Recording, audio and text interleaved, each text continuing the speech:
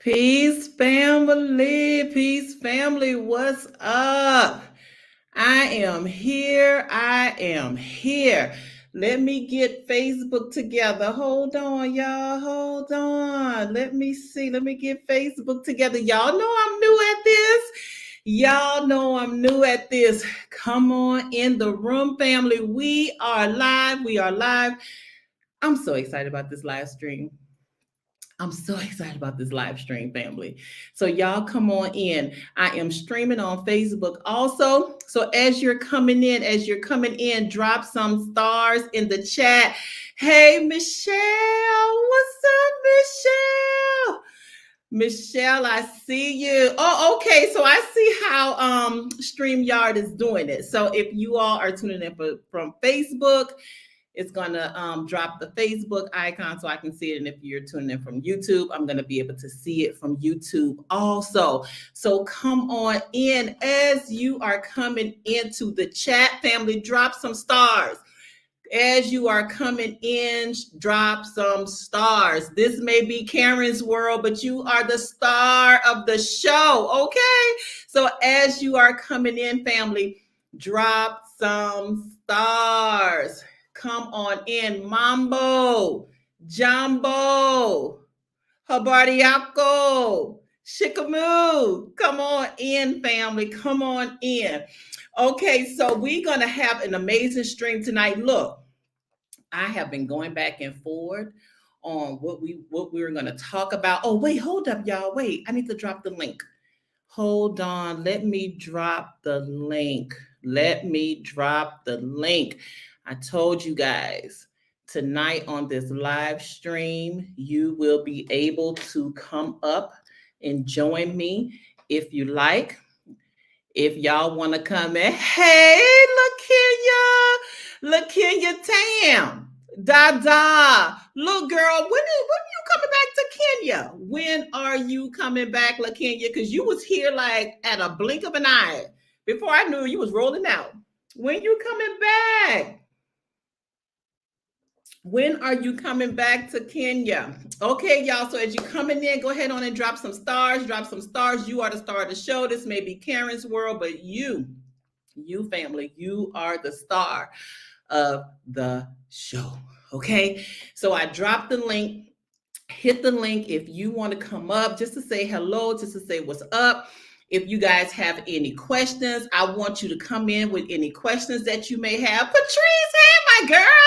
Hey, my girl. I tune in to you on Sunday. So it's early in the morning there, but it's evening here. So I tune in. I watch you, Patrice.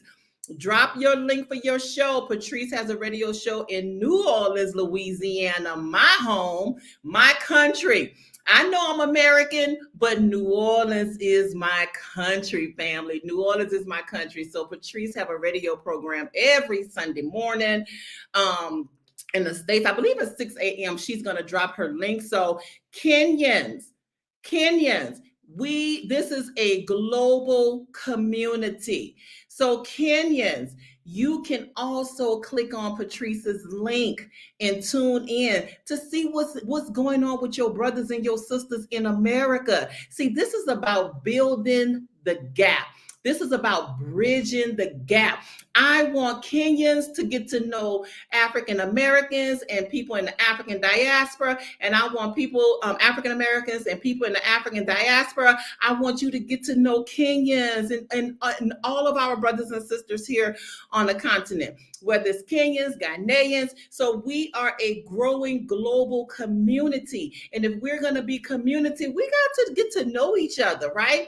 We got to get to know each other. We got to get to know each other's history. We got to get to know each other's background, okay? And now look, let me tell y'all this about community. Let me take me a sip. Let me tell y'all about community, okay? When we're in community, everybody is not going to agree.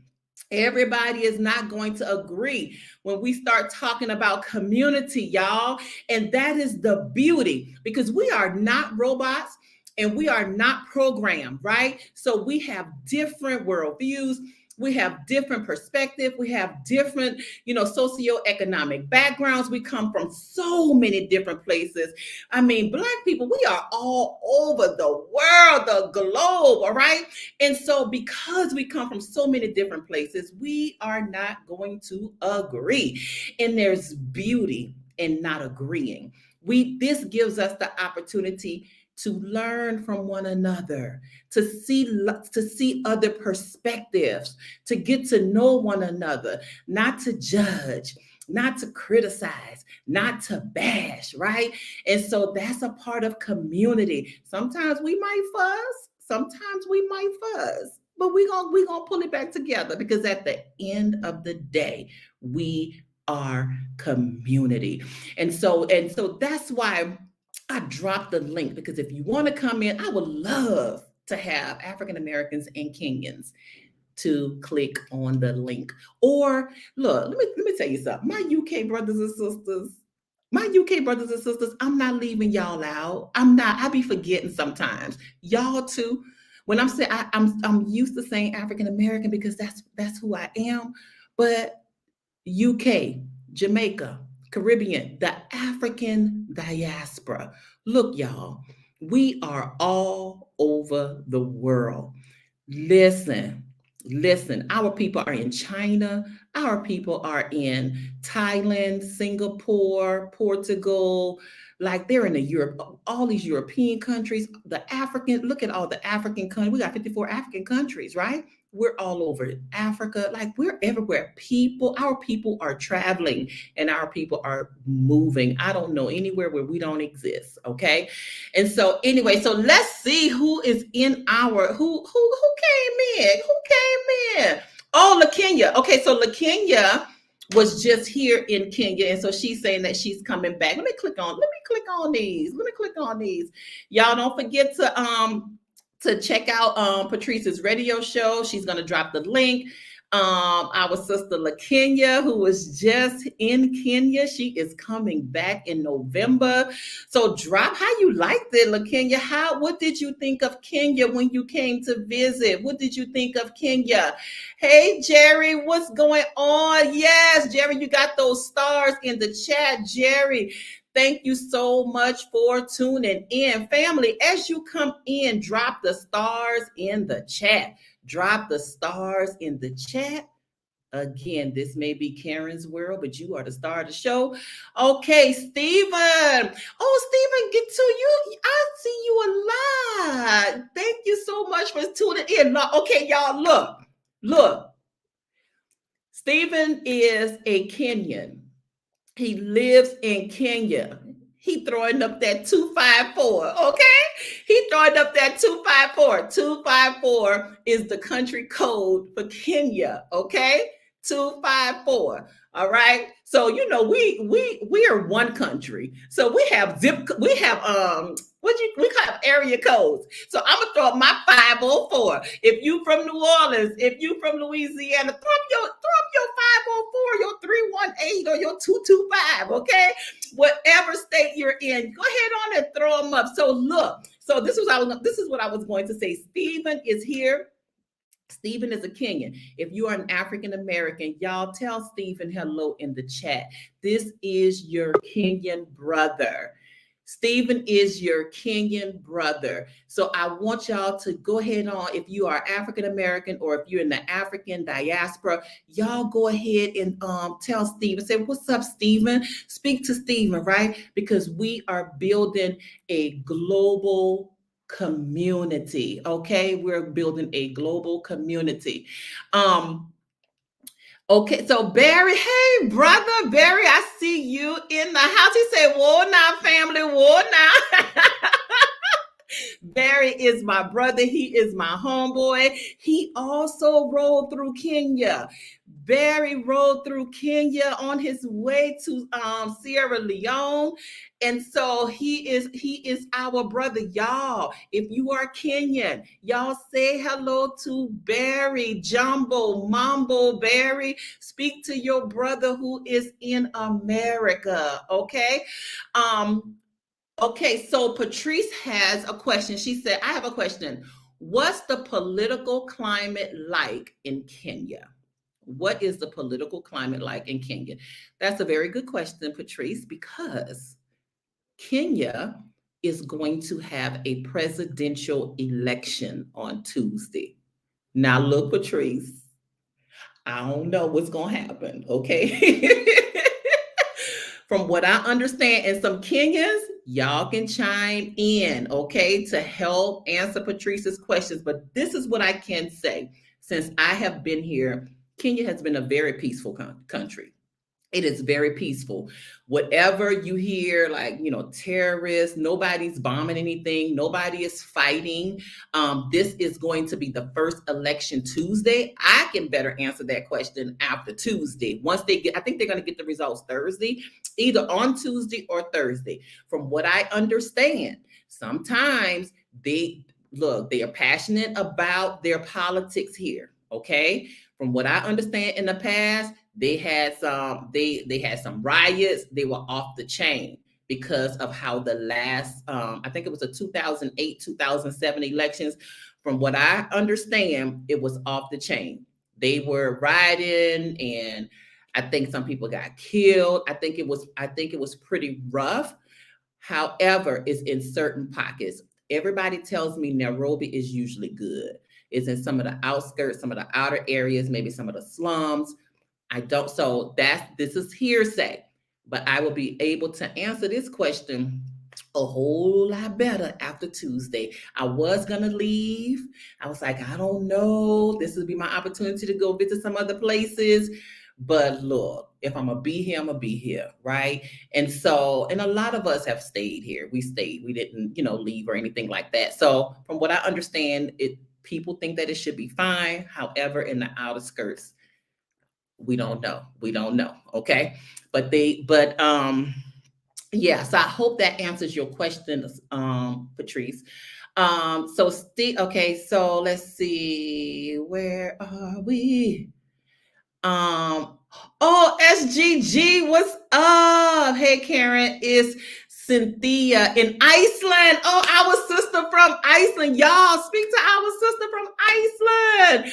Welcome, welcome. Listen, I dropped the chat. If you want to come on, Cynthia, you are more than welcome. I see we have some people backstage. I see you. I will be bringing you up, okay? I do see you. I will be bringing you up. We have some people backstage.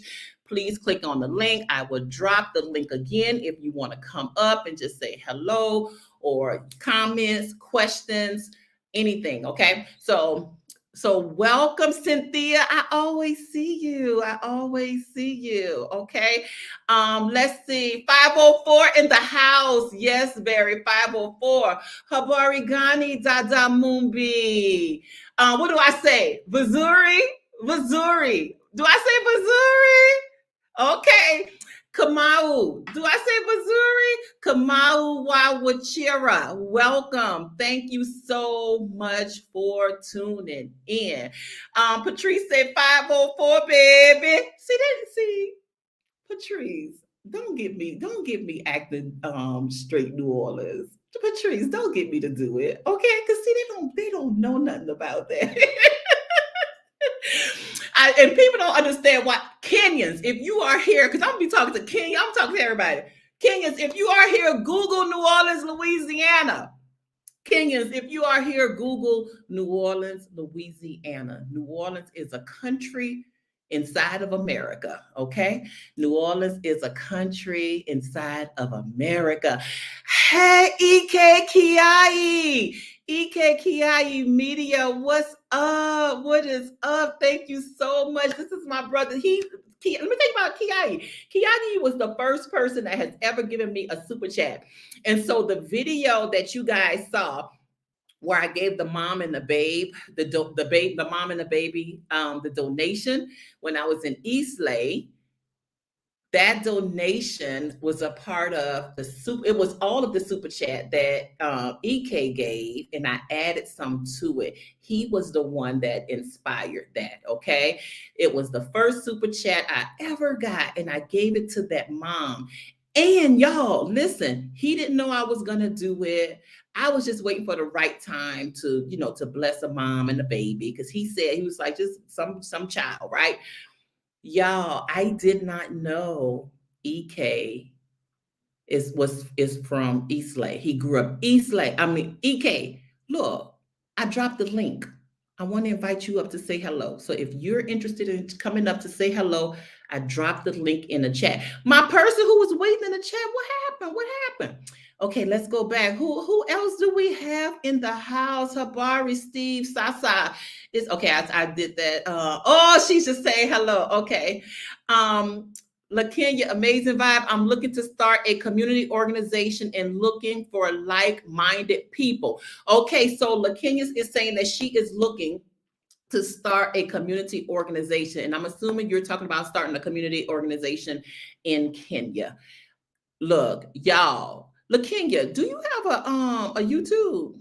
Do you have a YouTube so the people so you can connect with the people? Y'all, LaKenya is looking to start a community organization. Look, hit me up, sis. Karen's World Media at gmail.com. Whatever we can do, right? So Karen's World Media at gmail.com. Okay, so let's see who we. Oh, it says device is not connected. Cynthia, I'm trying to bring you up, but it says device is not. Let me see. They will not. They will need to connect their mic and cam before you can add them to the stream. So, Cynthia, connect your mic and your camera so I can add you. I think you can. I think once you connect your mic and your camera, then you can go ahead and if you don't want to be on camera, you can stop it. Oh, there you go. There you go. There you go. There you go. Hey, Cynthia. Hi. Take me out of the camera, but here they go. Where's my cow? You're still beautiful, sis. You got braids and plaits in your hair. Don't play.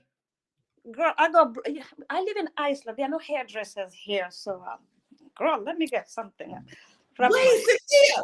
Okay, so what you doing in Iceland? How you get to Iceland? I've been here since 1997. Let me walk around. I'll show you. Okay. Yes. And I was adopted here. Really? After I lost my parents, yes. So I've been here since. And just so grew up here. I speak the language, went to school here, got kids here. So wow. So you were adopted. So where is home on the continent? On Kenya. I'm Kenyan. It's for real? You're Kenyan. I'm Kenyan. Wow. Sasa poa sana sema. Yes. So, yes, I'm Kenyan. I'm Luo. You a Luo. Okay, they say I'm Luo. I look like I'm Luo or Luya. Yes, I'm a Diambo. Actually, I'm a Diambo. Yes, so I'm Kenyan. I'm Luo. Born in Ahero, like when you're going to Kisumu. But I moved from there because the river always chases people around away. So I bought myself a place, a land in Bondo, the Siaya County. Okay. So it's been a year. During COVID, I decided to come home and invest, and because during lockdown, I had nothing to do. I lost my job, so I came home and became a farmer for 1 year. Oh, I love it! I love it! I love that. Okay. Yes. Okay, yeah, because you emailed me. You have a farm here. Yes. It's a hydroponics farming. It's doing pretty good, and now we're getting like quarters where people can go and stay. And if you want to, like being self-sufficient, I got staff working there. That's why I look like this. I've been working all day. You are beautiful, sis. Thanks, Queen. I look all messed up, girl. Yeah, but yeah. So I've got a long story. So how is it living in Iceland? Is it real? Is it cold there? Tell us a little bit about Iceland. Because see, your brothers and sisters all over the globe, we didn't even know Black people were over there, right? I know I just said Black people are everywhere. Everywhere. Yeah, we're everywhere, but I've never spoken to anyone that's living in Iceland. So tell your brothers and sisters all over the globe, like, what is it like living in Iceland? Where do I start? You have to learn the language. Mm-hmm. to survive. Of course, when I came in the 90s, it was different. You had to learn the language to survive and kind of blend in. Iceland is very peaceful. We are about 400,000 in population now. Okay. The rainbow colors are very popular now. You know, the rainbow colors. What else? It's freezing cold. It's summertime. It's around 6:30 in the evening. Normally, it's like this for 24 hours. So the sun so the sun don't go down during summertime. Really? Yeah, so it's like this. So 3 o'clock in the morning is looking like that. Girl, you're leaving the club and everybody's gonna see you've been partying all night. You can't even tiptoe out the club. No, you can't. No secrets during summertime. Wow. So it's like that 24 hours. Yeah, then during winter time, it's darkness also. 24/7. Wow. So how is your mood like in winter months, especially? How is your mood? Can I say it on camera? You can just leave out the profanity. Let's just say I got it. I've already saved enough to bail myself out. Okay. That's the kind of mood you're going crazy. But I've adjusted. It took me time. I've adjusted, and you just keep busy. Long hours, work long hours because it's very expensive here. Okay. Wow. It's like one of the most. Yes. I mean, for example, our gas is going for $10. I think it's $11 a gallon. Girl, I walk to work every day. I'm from Kenya. I run to work every day. So do you think you will move back to Kenya? Like yesterday, yeah. Really? I want to come back home, yeah. Because when I came in the 90s, I never went back. Mentally. And then after losing all my parents, I just didn't have a reason to go back. So I went back for the first time during COVID. I just sold everything, took my savings, and I said, you know what? I need a new chapter, I'm in my 40s. My son is in uni, so I'm like, I'm home alone. So I'm going to try it out. Yeah. So I tried it for 1 year. I loved it. I loved it. Yeah, but duty called, so I came back in March, kind of work a little bit, and then tried to come back, maybe in October, inshallah. Okay. Yeah. Well, I thank you and I appreciate you so much for tuning in. You are welcome to stay on if you like. I'm about to bring someone else up on stage. If you log off, you can log off. If you want to stay on, you are welcome to stay on, okay? Because I'm about to bring in my brother. Hey, what's up? What's up, Karen? What's happening? How you doing? What's happening? What's happening? How you doing, my sisters? I am doing well, EK. Awesome. You got a place in my heart. Yeah, I really appreciate you. Thank you for having me. I really appreciate you. I'm always all up on your channel, all up telling everybody in Texas at the gym, yo, you gotta check out Karen's World, giving it out, tell all the sisters and the brothers, gotta check out Karen's World. Thank you so much. So this is my Kenyan brother in Texas. Look, yes, sir.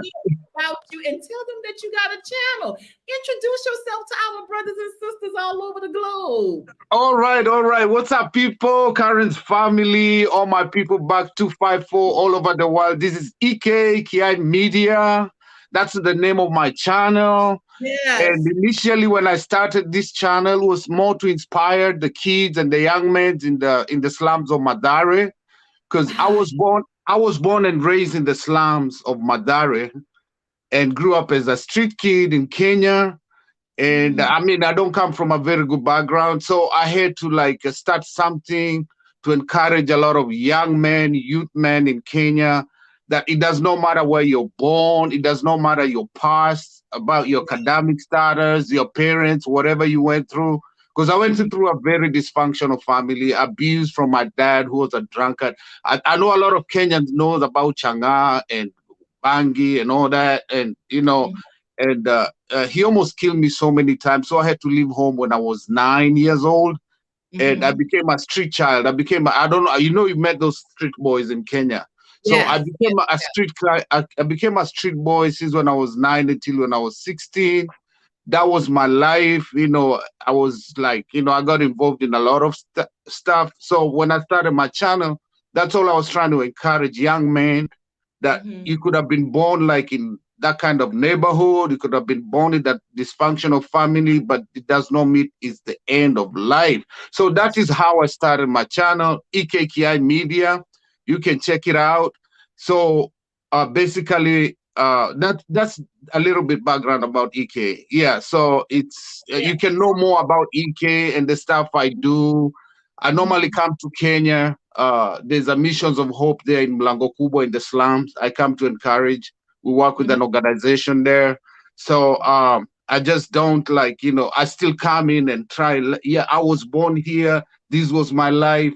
Most of my Yeah. buddies were already, like dead, drugs, police, everything. But, by the grace of God, here I am. So that's basically all about my channel. That's how I started, just to You inspire have, young people. Yeah. yeah, you have such a powerful story and it's so inspirational, especially to Kenyans, right?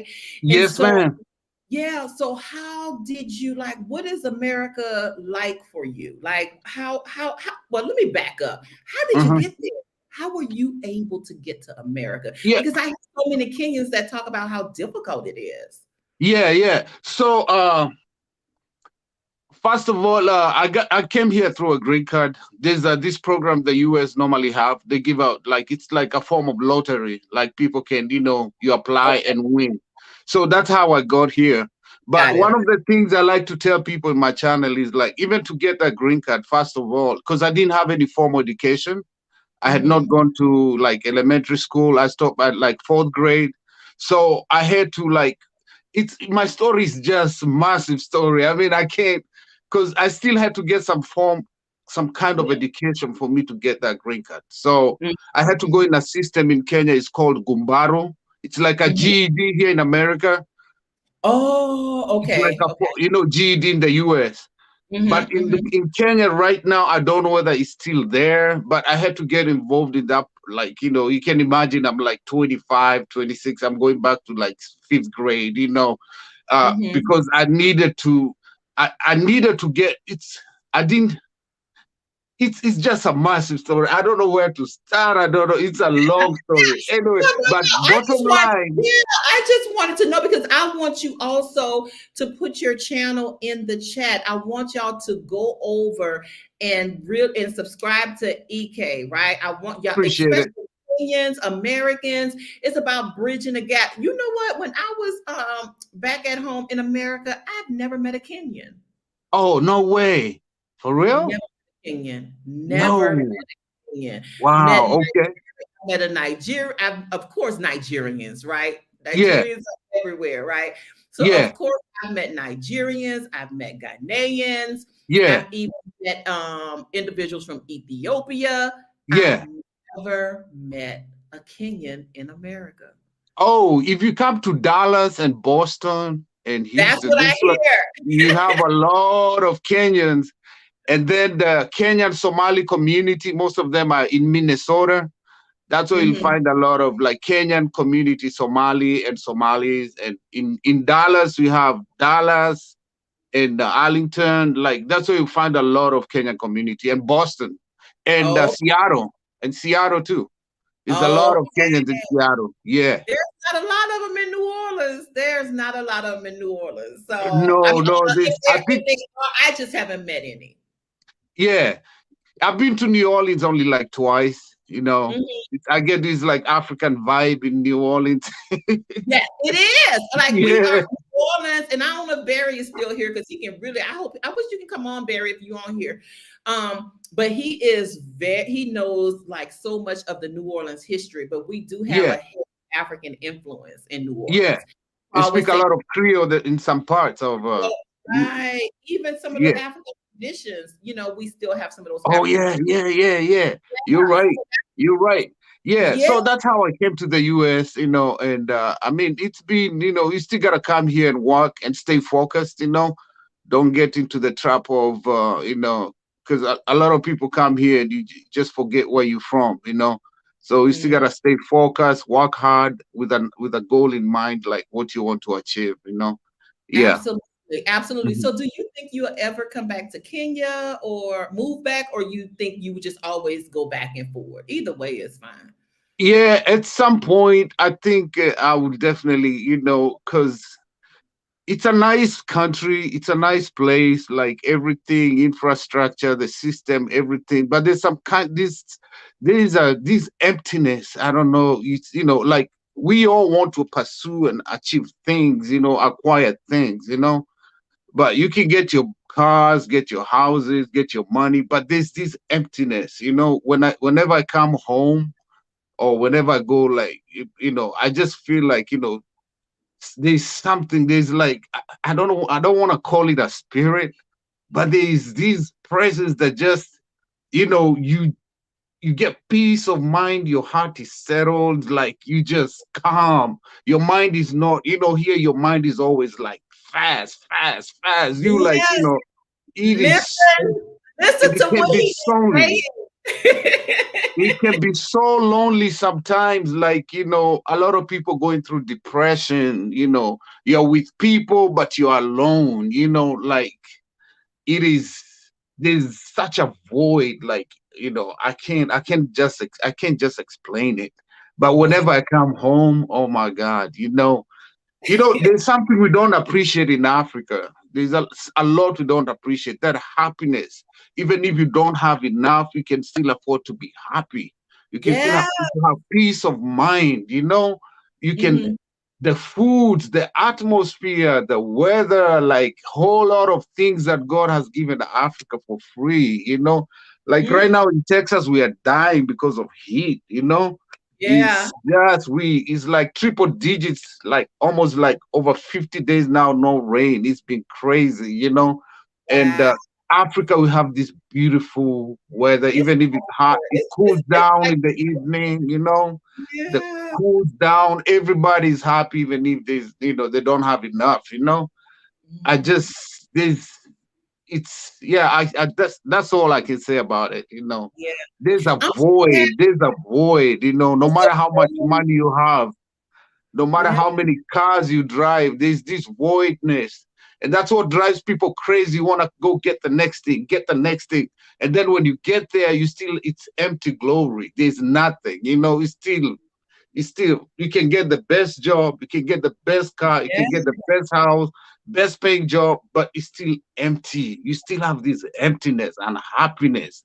You just Yeah. like, okay, I've never even been depressed when I was in Kenya, when I was like even in the streets. I've never been depressed the way sometimes I And get you so were a depressed. street You kid. know, I was a street kid, but I was happy.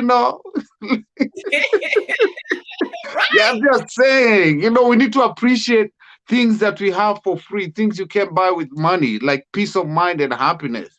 You know, Here they just want to give you medicines and medicine and medicine, prescription after prescription, and they just make you worse. They Mm-hmm. just make your situation worse. Anxiety, Yeah. panic attack, everything. Yeah. Yeah, I'm that's so all I can say about it.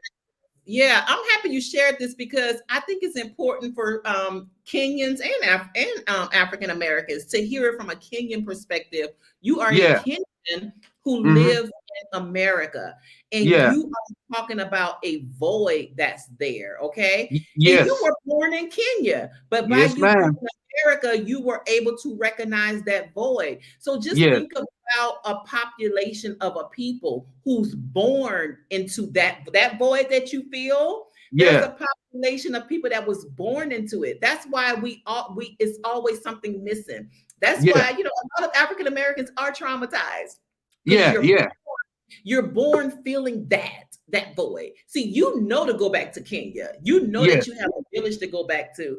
But Yeah. just imagine a population of people who don't even know where the village is. Oh yeah. Yeah. You're right. You're right. that's just kind of stuck with that void, right? And Yes, so ma'am. yeah, so I'm glad that you were able to, because I say it all the time. There's a void. There's a void. Kenyans is like, look, y'all got money. Y'all have jobs. What do you have to complain about, right? Yeah, yeah, yeah. Kenyans are like, get away from us with those. Those are not problems. Me trying to feed my baby, those are problems, right? They Yes. don't get it. They don't Uh-uh. get it.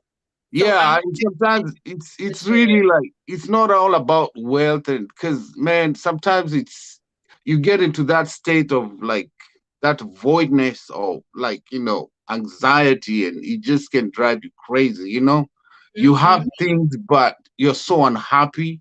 You know what I'm Right, saying? You right. like always like it's. I think it's something spiritual. But whenever I come back Yes. home, whenever I land back home, that this like it's just something that overwhelms your mind and heart, and you just Mhm. and when you come back to the US, it will take some time before you get out of that home experience. When Mhm. you're flying back in, your mind is like, oh, do I have to go back? But hey, we gotta come and make some money. Right, exactly. And so I always say, I'm not trying, I always talk about the good and the bad. Now I Yeah. do be hard on the US because the US, we kind of like, we kind of pissed off with the US, right? Right now. But there are some privileges, Oh yeah. Oh yeah. being there, right. So so I'm not saying that no one should ever go to the US, but what I am saying it is as a people, we should connect with Africa. Oh yeah, definitely. Like for instance, I've been homeless all my life, even by the Wow. time I was coming to the US. And because of the struggle I went through, when I came here, I started working with like minimum paying jobs, $10 an hour, and Yeah. it wasn't easy. I have no relatives here. I don't know anybody here. I got a little bit help here and there with some people, But but you know how many of the people side eyeing you right now? They're saying, uh, he did he just say $10 an hour? Did he yes. just say Oh that? yeah, Do they you don't understand that it's like, lifestyle.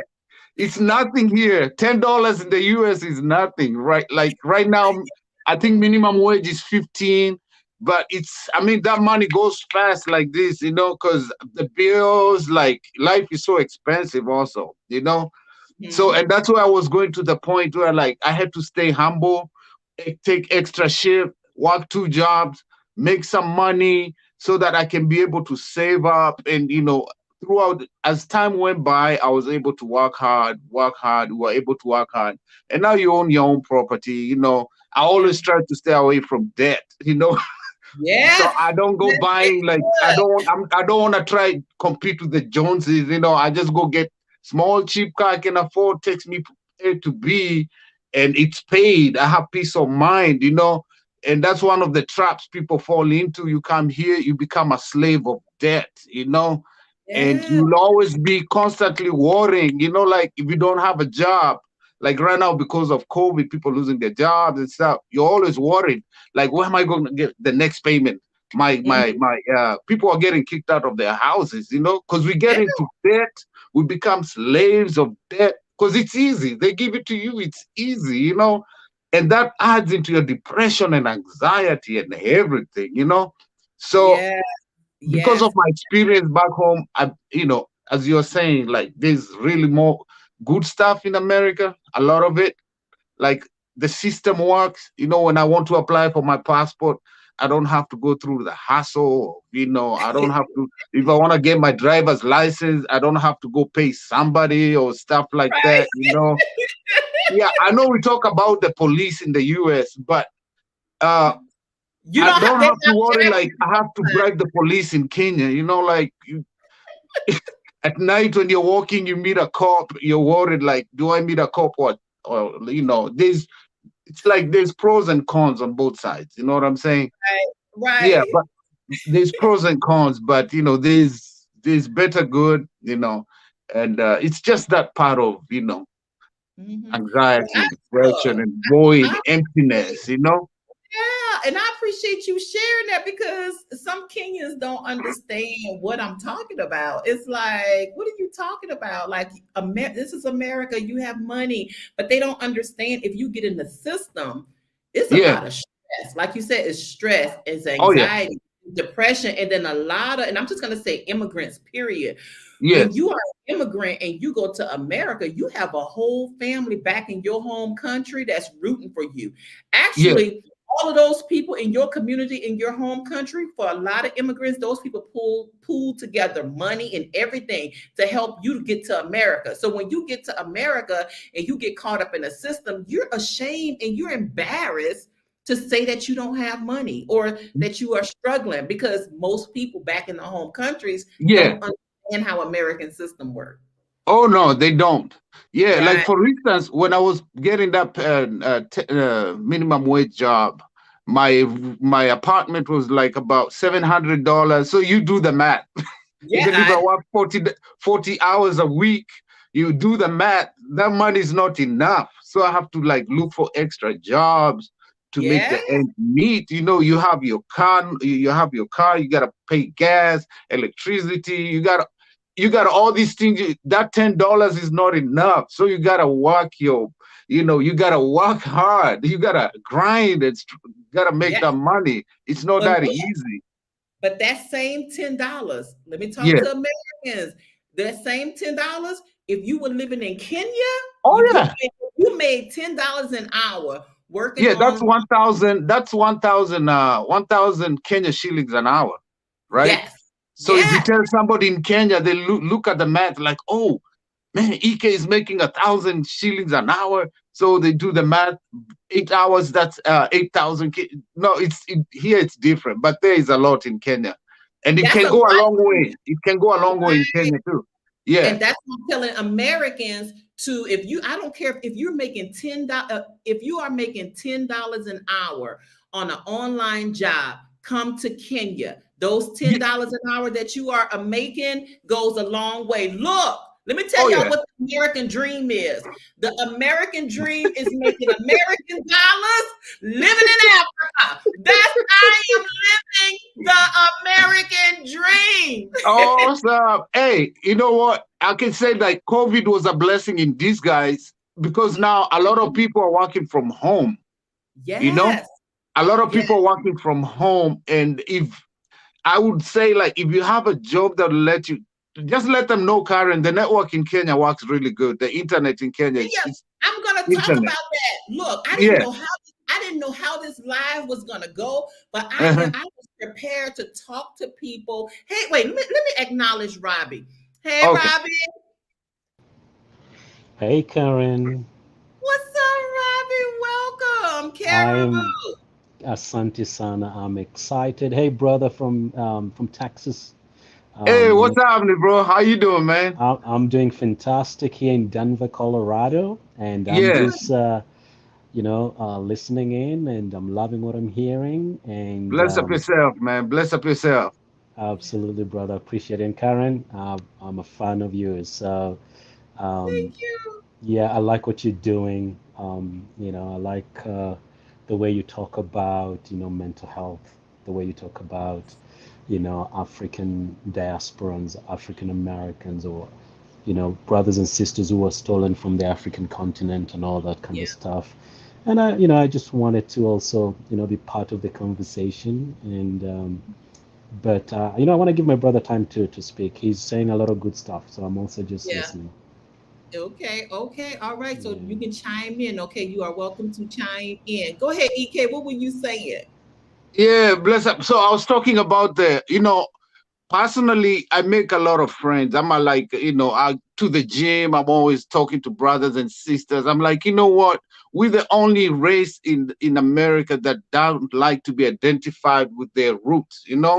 Like I say, some look say, "Hey, your accent, man." I'm like, "Yeah." I tell them, "Listen, if you are to meet your great great grandparent before, they sounded exactly like I sound." Okay, so you might not understand my accent, but I'm your roots. This is how you should be sounding like. You understand? Like you should Mhm. be having the same accent as I have, you know? Yes. But Yes. because it was stolen from you, but we need to identify, like, seriously, if you look, because I work with Hispanics, Indians, even like most Americans, most of them are from Europe. They can say, oh, my roots are from Sweden, from Denmark, from here, from there. They don't know either, but they can identify with Europe. But I Yeah. try to encourage brothers and sisters here in America. If you're watching me, wherever you are, we Yeah. are you. We We're are you. You know, look. before that act, I am you. Like, look at me, look at me. You don't think if I never said anything to none of them, they never know I'm from Africa. If you just look at me, you didn't know I'm from Africa until I Right. start talking. They're like, oh yeah, he's from, you know. And then I always like lately every barber shop I go to, I just say, hey guys, you gotta check Karen's World. You gotta go see you. Check your Karen's World. I tell them at the gym, I tell them in the barber shop, when I go for my happy hours, like, hey, you gotta check out Karen's Yeah. World. Go see Thank the you. sister, is Thank having a good time in motherland, and it's Yeah, and it's look, but let me tell you this also here in Kenya. yeah, You know what? On this is for the African continent. They don't know who I am until I open my mouth. They think yes, I'm a Kenyan woman. And when you are in an environment, I tell African Americans, look, once you land here and you step off that plane, you go from a majority, from the yes, minority to the majority, just like that. yes. You automatically you become the majority. Oh, Everybody is definitely. Yeah, the people at the airport, the people who security, the police officers, the government, the president. you Everywhere you look, you see people that look like you. So that helps with that void. And then when they walk up to you and start speaking in Swahili, and you have to say, no, I I mean, know, right? Sifahamu Kiswahili, Sifahamu Kiswahili. Yeah, So, because you look exactly like Kenyan, like you look exactly like because we are the same people. You We understand? Like we're the same all people. African people. And listen, let me tell you this. I Yeah, didn't know, a lot of African Americans go to West Africa because that's where a lot of our, lineage come from, or that's where we mhm. were picked up from. But look, and y'all African Americans, listen to me. Y'all are sleeping on East Africa. I'm gonna say let it me say again. something, Karen, real quick. Yeah, okay. Now, that's one thing people don't understand. Before colonization, Africa didn't have boundaries. Mm-hmm. And Mm-hmm. you always talk about Bantu, Kushites, and Nilotes, right? Mm-hmm. And those people, they used to move with the season, like the Kushites and the Yeah. Bantus were farmers, and the Nilotes, the fishing, we used to move with the seasons until Mm-hmm. now the colonizers decided to colonize and split up Africa into so many, countries. But Yes. people used to move from different places to different. And when we say, like, if you look at history, I don't know if you've been to Fort Jesus, Mombasa, there used to be a lot of trade going, slave trade Yeah. from East Africa.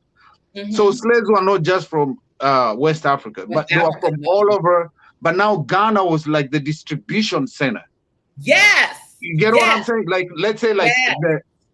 the modern Amazon, like they bring products from all over the place, different countries, different, tribes, and have them and distribute them from. It was like the main distribution center for slaves. And I know Mm-hmm. some people think I'm crazy when I say that, but that was like the hot No, business those no. days. It was the hot Okay, business those days. right, but you have to understand because we identify with Ghana and Nigeria and all those places Mhm. being a pickup point. But I had done my ancestry DNA like a lot of us do, right? And so Yeah, my maternal line, I did the African ancestry. I did about 3 of them, and they all kind of say the same thing. But my maternal line goes straight to Yoruba in Nigeria, right? uh-huh. I Mhm. Yeah, did another DNA, and as I already knew, I have a lot of Bantu blood, yeah. right? So it's the Bantus in Cameroon, Bantus in the Congo. I Zimbabwe. I never really understood why I was led to come to Kenya. When I got here and I started seeing all these Bantu men that look Yeah, like my brothers and my cousins, and yeah, then later, it was after I had gotten here, where I yeah, realized that the Kikuyus and a lot of the Bantus came from the Congo, which is yeah. where a lot of us have the DNA. So as you said earlier, we are the same people. Exactly. Same people, same people, same people. Yeah, Yes, Yeah. and if I, that's the another brother, recent. I just saw this maybe when was it? Yes, I think it was yesterday in one of our groups. He posted his DNA results, and Hmm. his results, a part of his results came up as Luya from Kenya. Oh, yeah, Mm. most It was definitely. that specific. Uh-huh. Luya from Kenya. Yeah, Yes. No so way. just to Yes. add to what you guys are talking about, so you gotta Mhm. remember, like my brother is saying here, in Africa there were never fences, there were no walls, you And know. But boundaries. when, yeah, and boundaries. And so when Europeans colonized Africa, they brought capitalism with it. And capitalism involves owning something, owning land. For us, land was communal. You know, we shared, we moved around. When there was drought, we moved. When there was, we fished in one area. For instance, I'm a Nilot, right? So my ancestral footpath is all the way from Misri, which is Egypt, you know. We came along River Nile, so that's why we are called Nile Lots, you know, River Nile people. Oh, Yeah, okay. Nilots come from the word Nile. And so Okay. we migrated along River Nile from Egypt down through Sudan. Some were left in South Sudan. The rest of us went to the um, around Lake Victoria in Uganda area. Some went to the Kenyan area. Others went further south to Tanzania, you know. So I think by now you know who I'm talking about. Anyway. And so when you look at that, is we were just migrating. We farmed together, we hunted together, we kept our livestock together. Of course, there's always those tribal wars, as in, hey, you know, you came to our land or you took something that, you know, something like that. But we Yeah. never were not into making huge fences and having a compound. Like now in Kenya everything has a compound, you know what I mean? Yeah. We never Mhm. had that. And so when Europeans brought that, it's capitalism 101, is where you own something, you call it yours, you have domain over it. And so that's actually one of the reasons, like if you look at the history of the Kalenjin Kipsigis tribe and how, or even the Maasai tribe and how they got into trouble with the white colonists, is because they're used to their animals grazing everywhere. Okay. And whenever Mhm. they've grazed in one and exhausted the pasture in that area, they move to another area and exhaust that pasture. But then here comes a Mzungu and tells you, oh no, you can't do that here anymore, because what we are doing here, we are farming. And they brought their tea and they brought their cabbages and they brought their coffee. You see, these were actually kind of exotic things for them in their countries. And then they started telling Africans, oh, these are main cash crops. They give you returns. You got to plant them and sell them as foreign exchange to us, you know. And that's why when you go drive to Kenya nowadays, like through Kiambu and all those areas, even in Kericho, you see huge tea farmlands, okay? And those were brought by colonialists. But what the reason they Wow. brought them is because they were not doing well where they were. They found arable land where these things could do well. And tea, if you're an English man or woman, you know what I mean by tea. Tea is it. And so we got stuck with those cash crops. Even today, we're still struggling as a country to figure out, do we still need to keep those tea plantations, or do we need to get rid of them? Coffee, all these things, you know. So yeah. Wow. And so and let me just share with some of you when we say Mzungu, we talk about the white man, okay? Um and foreigner, right? Yes, yes. And yeah, and then the other thing I also wanted to point out was about when you guys mentioned about minority. I think Karen, you mentioned that. And Mhm. this is something that I want to speak to my brothers and sisters in Kenya, because I was born and raised in Kenya. I moved to America when I was 18 to go to college here, and then I never just came back. All right. So, I never experienced being a minority until I moved to Ah. America. And Say and it this one is more time, Robbie. Robbie, say it again. I never experienced being a minority. And what I mean by minority from the point of color, where you stand out. You see, there's a minority of you speak a language, but there's a minority where you show up in a conference hall, or you show up at a function that is majorly you are identified by your color because you stand out. So people can easily see that, oh, there's a black guy, or in the audience, something like that. So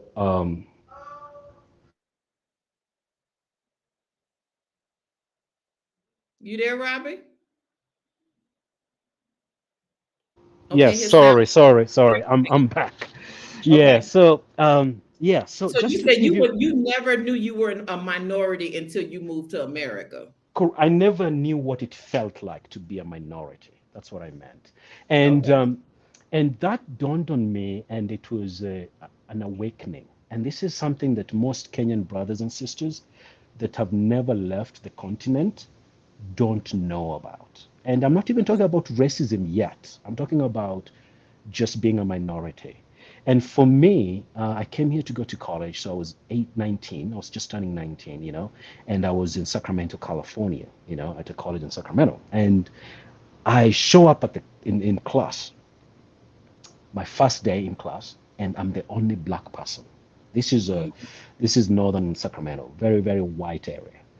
And then at first I thought, oh, it's okay. But with time, you start realizing that, you're a minority, and the effects that come with that, the mental health situation that comes with that. Yes. And so when I hear my brothers and sisters from Africa, my African American brothers and sisters here talk about mental health, I always tell them, like when I see a black brother, I always say, go visit Africa. At least even if you're not away from racism or you can't do anything about racism, you can feel, you can get a feeling of how to be a majority, because when you Yeah. go there, you just, everyone looks like you don't stand out right away. When you land at the airport, everybody looks like you, until you open your mouth, like you said, and you're like, oh, she's American, you know what I mean, or he's Yeah. American. And so every time, like, I tell my brothers and sisters, I try to encourage them, mostly brothers and sisters who have been born in America, black brothers, I Yeah. tell them, do you know how it feels to be stopped by a cop and your heart rate doesn't need to go up because the cop Ah. looks like you, because the cop just wants, like, wants to probably give you a citation or even chat with you, and it's okay. Actually, by the time you're driving away, you probably exchange numbers because you've become buddies. And I was like, brothers, you need to experience that. I know that we can't do much about racism, but we can do something about a sense of belonging, knowing that, oh, Yes. I have a community somewhere that looks like me, that, has mannerism. We have mannerisms that are similar, we, all those things. And so my minority experience kind of like helped me build empathy also, I would say, Yeah. because in the beginning, empathy to me, I feel like it's something that you have to experience something to teach you empathy, and so that you can even empathize with certain other things that might not affect you, so to speak. For instance, I'm more empathetic to the women cause because now I know what it feels like to be Yes. discriminated, to be, you know what I mean? So now you even identify with other causes that might not particularly affect you, Mm-hmm. but it gives you empathy. You see things in a different perspective. Because when I was an African male in Kenya, I was it. I feel like I was it at the top of the chain. And then you come to a Mzungu land, and they Yes. make you feel like you're not worthy, like you don't You're. even belong. And Mm-hmm. so that helped just with empathy. So, what I want to say to my brothers and sisters in Kenya, when they see you, when they see African Americans flocking to Kenya, to Africa, they should learn a little bit about you guys, learn your story, experiences, because it will help them empathize. You know what I Yeah. mean? It will help them see why you want to go to a village and have a village community, like you've said before. Hey, I want to live in a village and have your own Yes. animals, and Yeah. for me, because of the experience that I've had in America, I see you, I hear you. Mm. Okay, Ah. I hear That's. where you're coming from, and that's, if I would have just lived in Kenya my entire life, it would have been difficult for me to comprehend what you're trying to say. And I'm sure many Kenyans probably don't really get into details why you say these certain things the way you say them. and why you have certain struggles. So for instance, me, let me talk about me, you know. I never had these struggles, you know, but after living in America for 20 plus years, you know, I I identify more with African Americans. I see it. The other thing that I want to also add is when I first moved to Sacramento, California, I remember attending a function that was hosted by a Kenyan community in California. And the first thing, you know, you're kind of like being indoctrinated into the system, American system, and how things function in America, you know.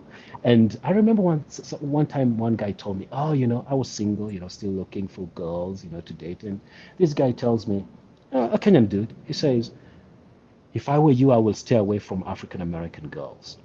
Ah, And I okay. said, and I Take a said, sip on that. And I said, why? And he says, oh, because number one, they're loud. Number two, we don't get them. They're just not like us. Those are the kind of words, to paraphrase the way it was used. Now, Mhm. fast forward down the line.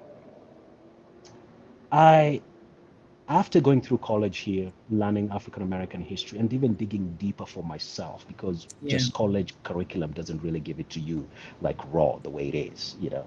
The atrocities that our black brothers and sisters went through, slavery and segregation, and you name it. And so um, I am now fast forward. After education and educating myself, I realized that Africans, even those who live in America, lack the understanding of what our brothers and black sisters went through, the trauma they Mm. still carry on their shoulders and Yeah. backs, you know. Yeah. And believe you me or not, believe me that recently someone I ran into someone who had the same thing, says to me, oh, you know, I don't understand black people. I said, I know why you don't, because you're not a descendant of a slave, an enslaved person, and I get it, me too. But I Yeah. try to understand, you know, when you hear certain traumas, it's generational. You know, Yes. like there's a story told. Let me tell the story quickly because you have Kenyan viewers listening. They've probably never heard of this one. There's a Mhm. story of a black man that was arrested. I think this is in the late 1800s. He was arrested for, I don't remember what the crime was, but anyway, he was taken to court, he was convicted, and he was hanged. His Mm. wife, who was pregnant, the white supremacists, or now we call them white supremacists, but back then I don't know what they were called, the KKK people and all that. The They Ku Klux Klan. White correct, racist. Hmm. correct. They went to this woman's house, broke in while she was sleeping, took her out, hang her upside down, not by her neck, upside down by her legs, cut her womb open, Hmm. and the child fell out of her womb to the ground and died. Hmm. Now, Hmm. that is just one of the extreme atrocities that I've heard. Now, think about it.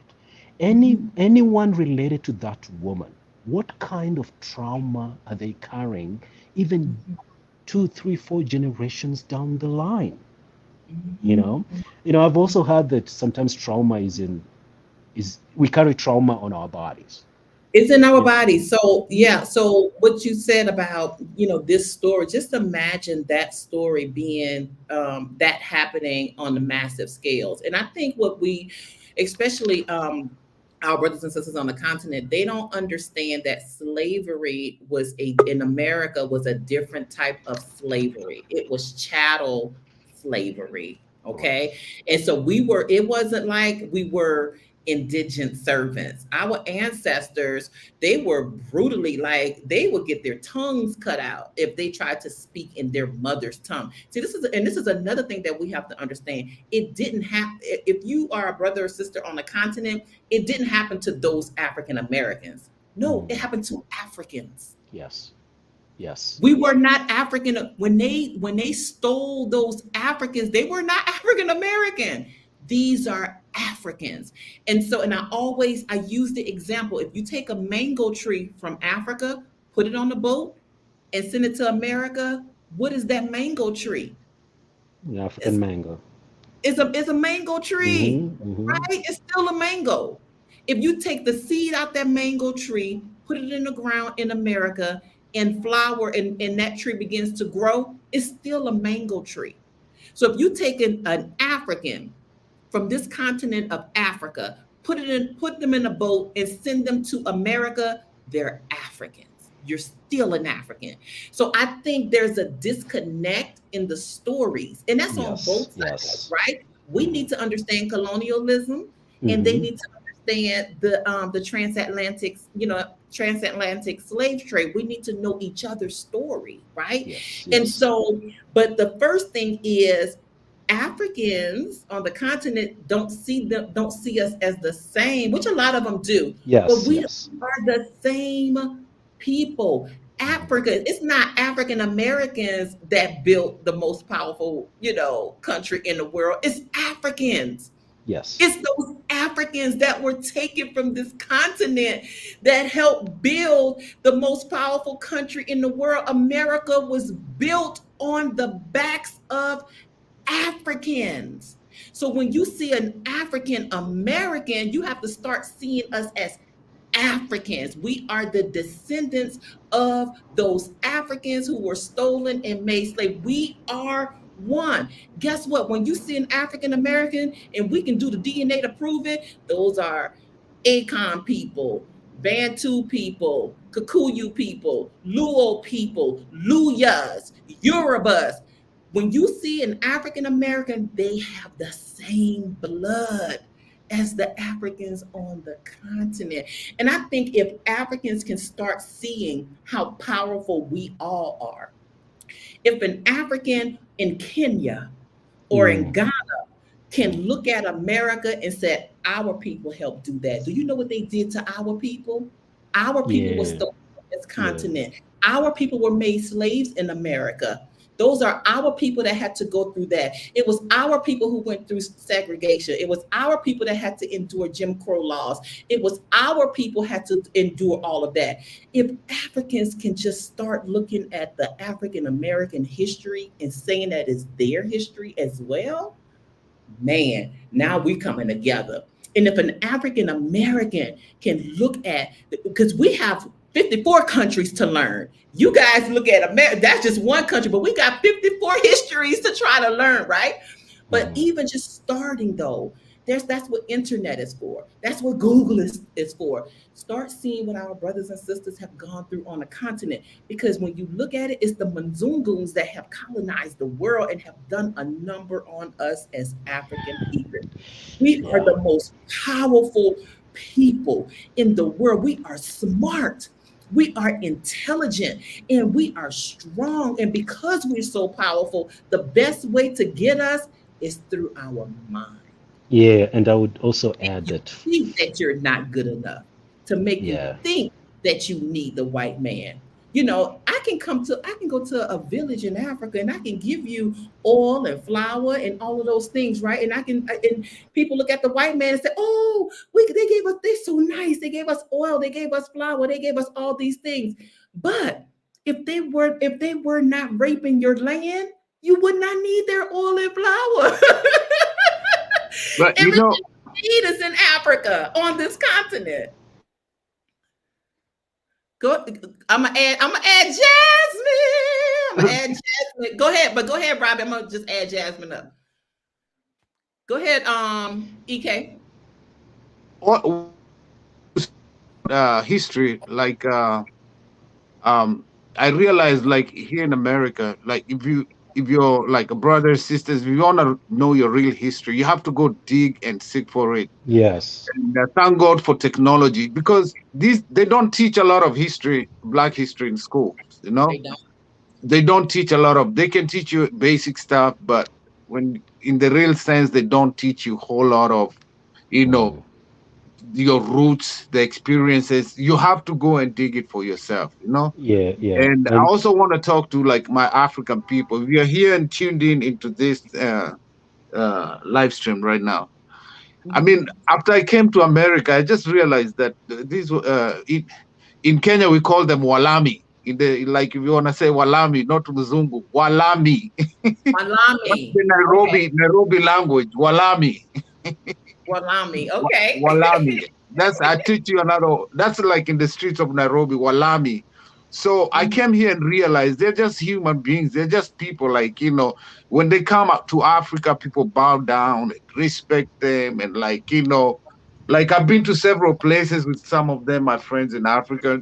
The waitresses and the bartenders and they'll come and run to the Muzungu and don't Mm, want to serve you because they think you don't have money. You know, mm, Right. so I'll give you an instance. I went to this four-star hotel in Kenya. I had booked my flight through British Airways. I booked the hotel. I had full breakfast, everything.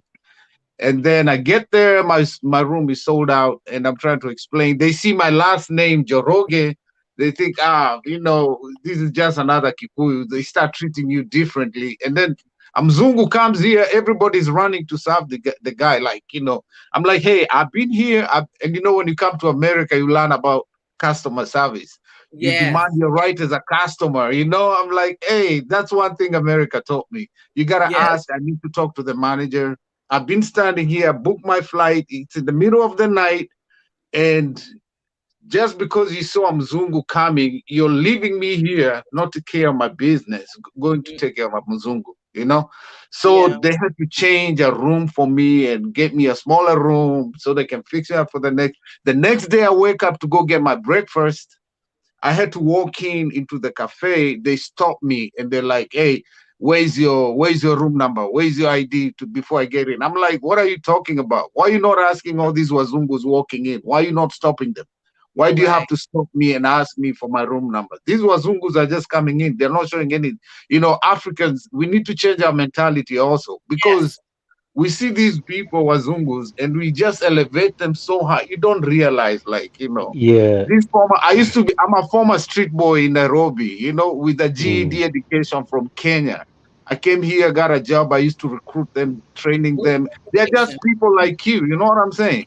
They're just people like you. Don't elevate. And that's the problem we have. Like, we just we, yeah, don't bow down. Have some yeah. pride. Have some, don't look down on your people. You can imagine they're looking down on me, and I'm from Kenya, and they're giving me a hard time because they think even the Muzungus can lie. Hello, They they Yeah. can don't. come in So and walk They so in. reveal to the world. just to add to that, I think we need to, for Africans in particular, we need to demystify whiteness. Yeah. And so what actually for me, I'm a little bit forgiving to Kenyan brothers and sisters when they see a white man and they bow down and they want to first serve the white man before they serve me. Why am I forgiving to them? Because I remember when I lived in Africa and I had no contact with white people. Whenever I saw one in the streets, I stared. I thought they were better. Literally did. When I moved to America, and after you immerse yourself in the world, okay, in the whiteness world, then you start learning, like my brother was saying, they're just people like us. But why did I have that mentality? Okay, let's go back to my schooling, how I was brought up, my education, you know? Even through media, movies, you name it, the way it's portrayed, it's like superheroes are white people. Okay, so Mm-hmm. we are already being indoctrinated without knowing that whiteness is superior, and Mm. they've done a very good job of it. How?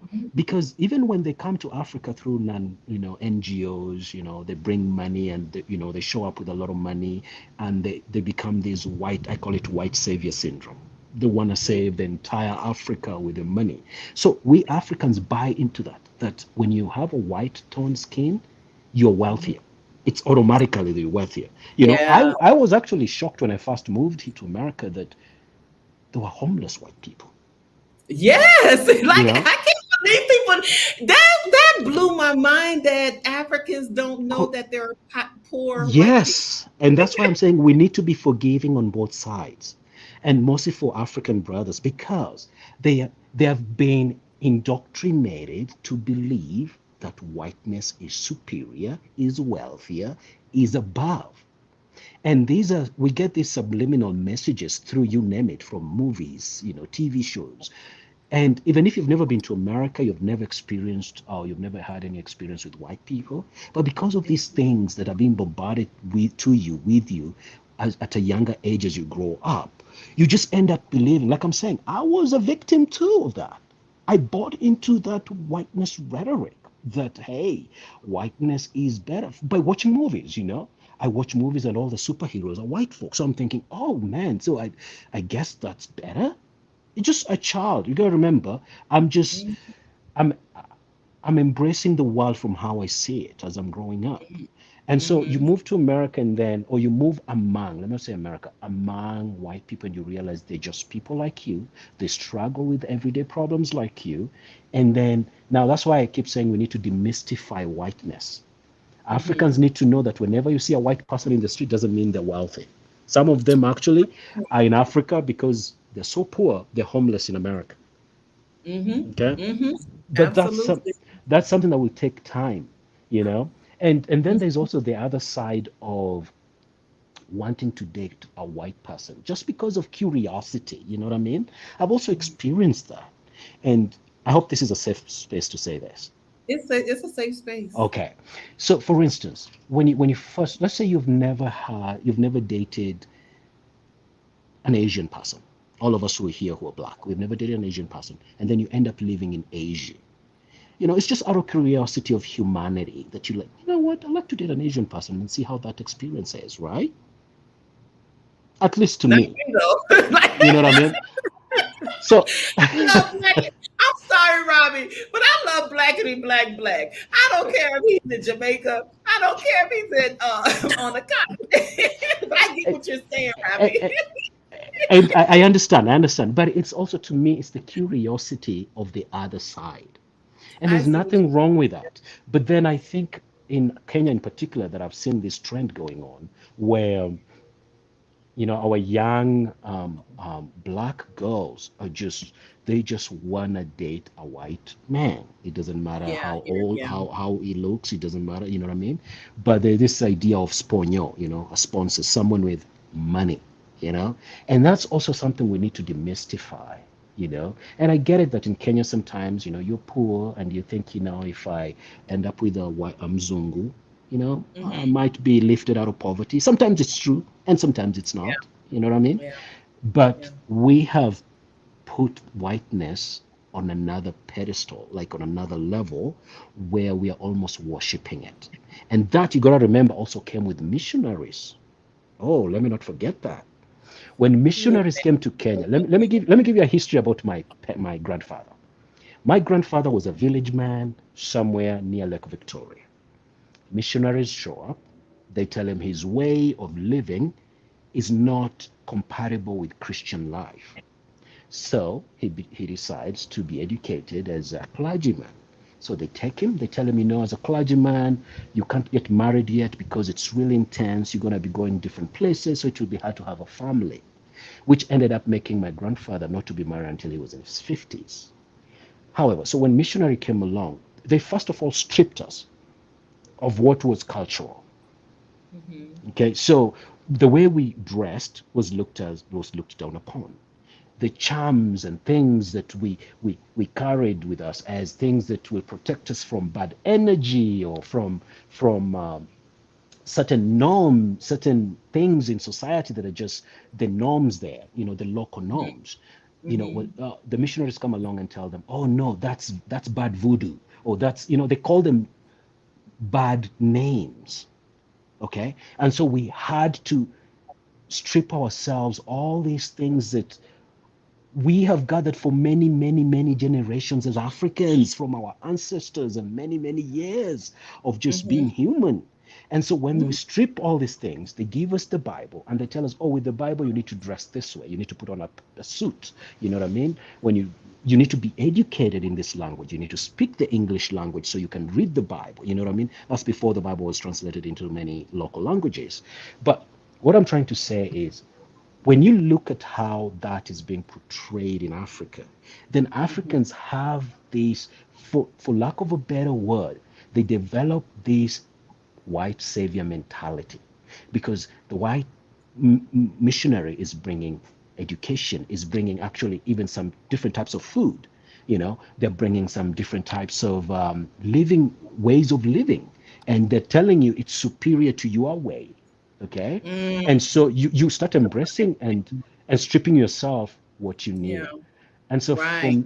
from there we have kind of been colonized mentally. So not And it is mentally, right? And so we have to begin to develop ourselves mentally, emotionally. Well, first of all, we got to strip of these Western ideologies, and we have to begin to value our own indigenous practices. Embracing who we are as a people, right? And so, but I want to get, we're going to get to Jasmine, who's on the line, but I want to go over and I want to acknowledge some people. Listen, if y'all are in here, go ahead on and like and subscribe. Don't forget to like and subscribe. Let's get some of the likes up, you guys.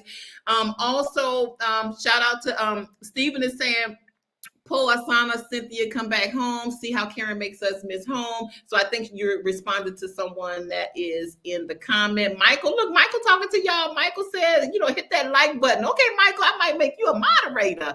Shout out to Cultural Misfits. Cultural Misfits have a growing YouTube channel, so go check out Cultural Misfits.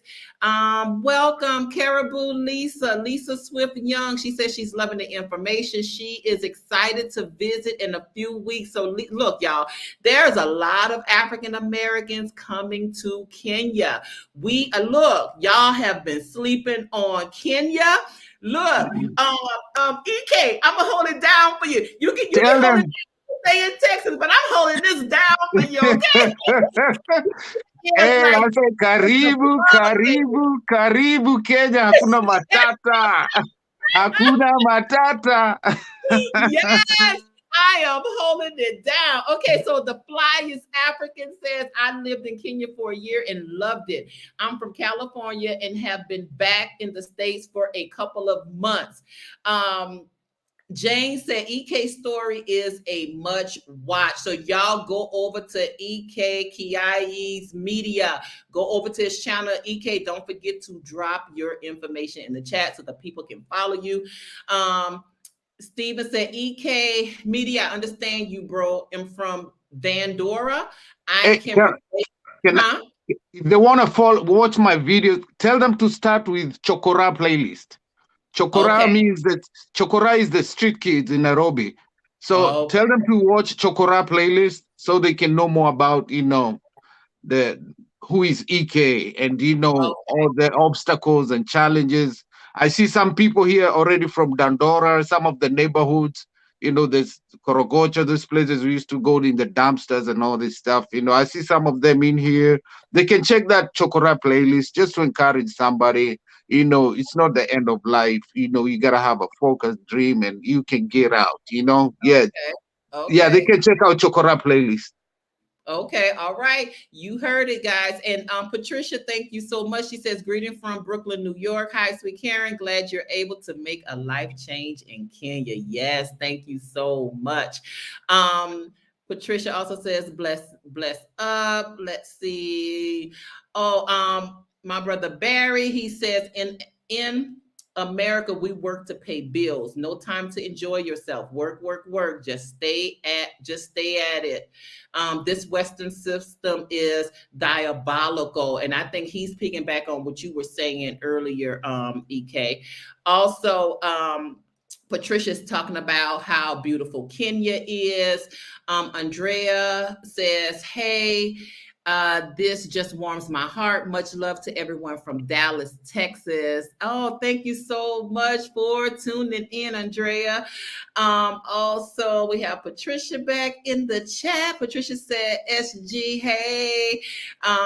We also have Lisa. Lisa says, yep, sometimes more money, more problems. Peace is free, and I am living a peaceful life. Look, you don't have to be rich to live in Africa, but look, you have to want to be in peace. You want to have to be healed. You have to want to, and it's just to my African American brothers and sisters, Mama Africa heals you. So it helps us to transcend the transatlantic slave trade. Right now, most of us are living in the trauma of the transatlantic slave trade. And some of you may not like me saying this, right? But I have to say it anyway. Not all white people are bad. Not all of them. right? It's not all white people, but we see it that way. A lot of us do, because we are still reliving the trauma of what their ancestors did to us, right? And what they continue to do to us now, right? Killing us and, you know, all these things, right?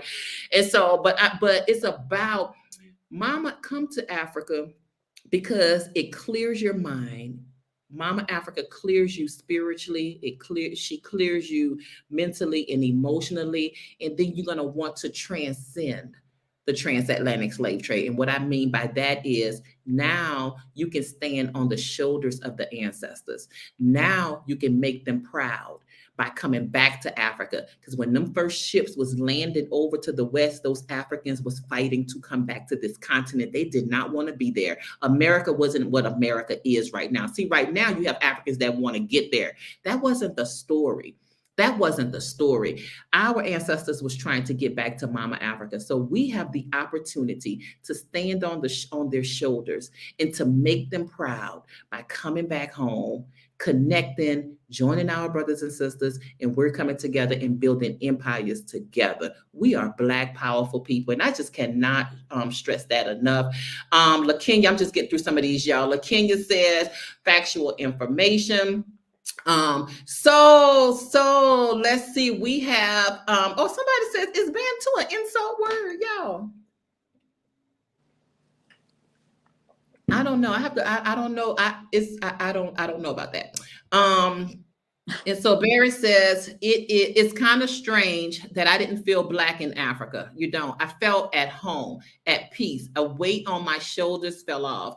I was treated with kindness and helpfulness. I got stares at first, but once we introduced ourselves, we became family. I still thank them all for their assistance. Yes, and I'm telling you, people wonder why, that's why I love my drivers.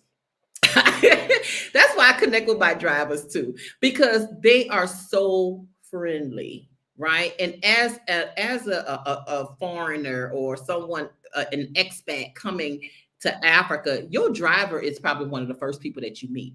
So I connect with the drivers too. I connect with everybody. Patrice said this is so powerful. Let's see. I'm trying to catch y'all. I'm trying to catch everybody.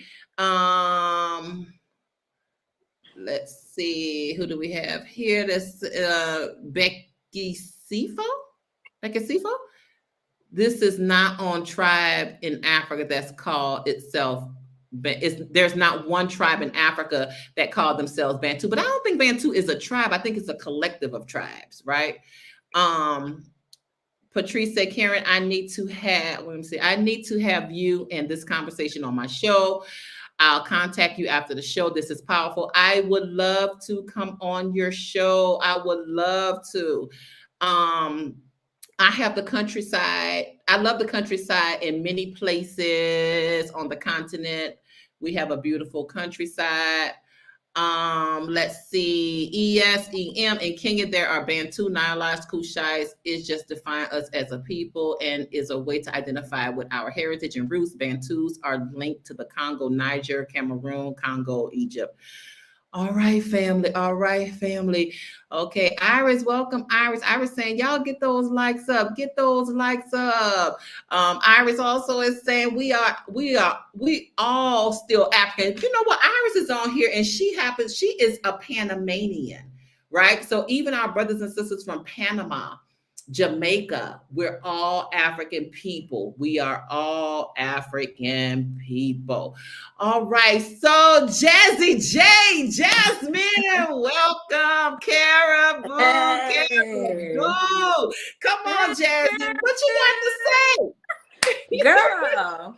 No, I was like, let me come up in here because I was like, you haven't had any African Americans come on the scene yet. So I was like, let me just speak up a little bit. Where y'all at? Because I am in Africa. I'm living in Africa.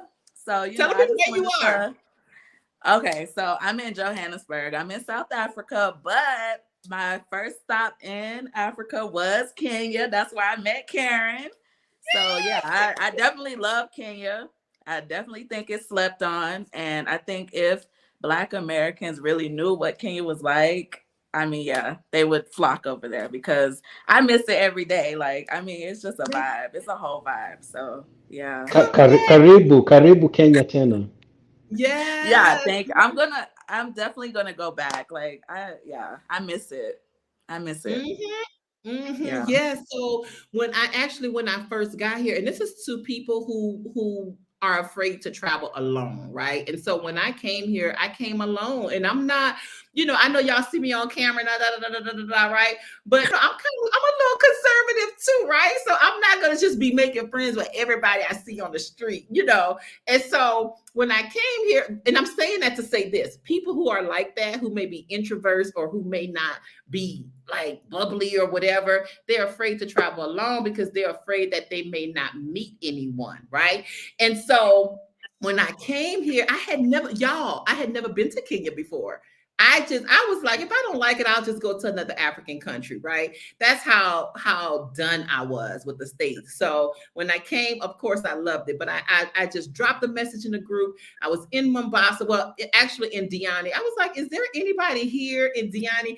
And Jasmine, she said, oh, I'm in Diani. And we linked up, and she was my buddy. Like we Girl. we explored Diani. We were neighbors and we didn't even know it. Yes. Oh, I forgot. We were living in the same apartment Yes, we complex. were living in the same place and didn't even know it. That's crazy. And we I think I got to Kenya like just a week before you did. So we like got there around the same time. So, Yes. we were like getting to know everything together. And it was nice to have a friend there. Definitely. Yeah. Yes, and we became instant friends. Instant friends. And Yeah. until she left me. Girl. But It was not my plan. Literally, like my plan was to make Kenya my forever home. And I still might because I still think about it a lot. yeah. But I came to South Africa on vacation and it just hit different.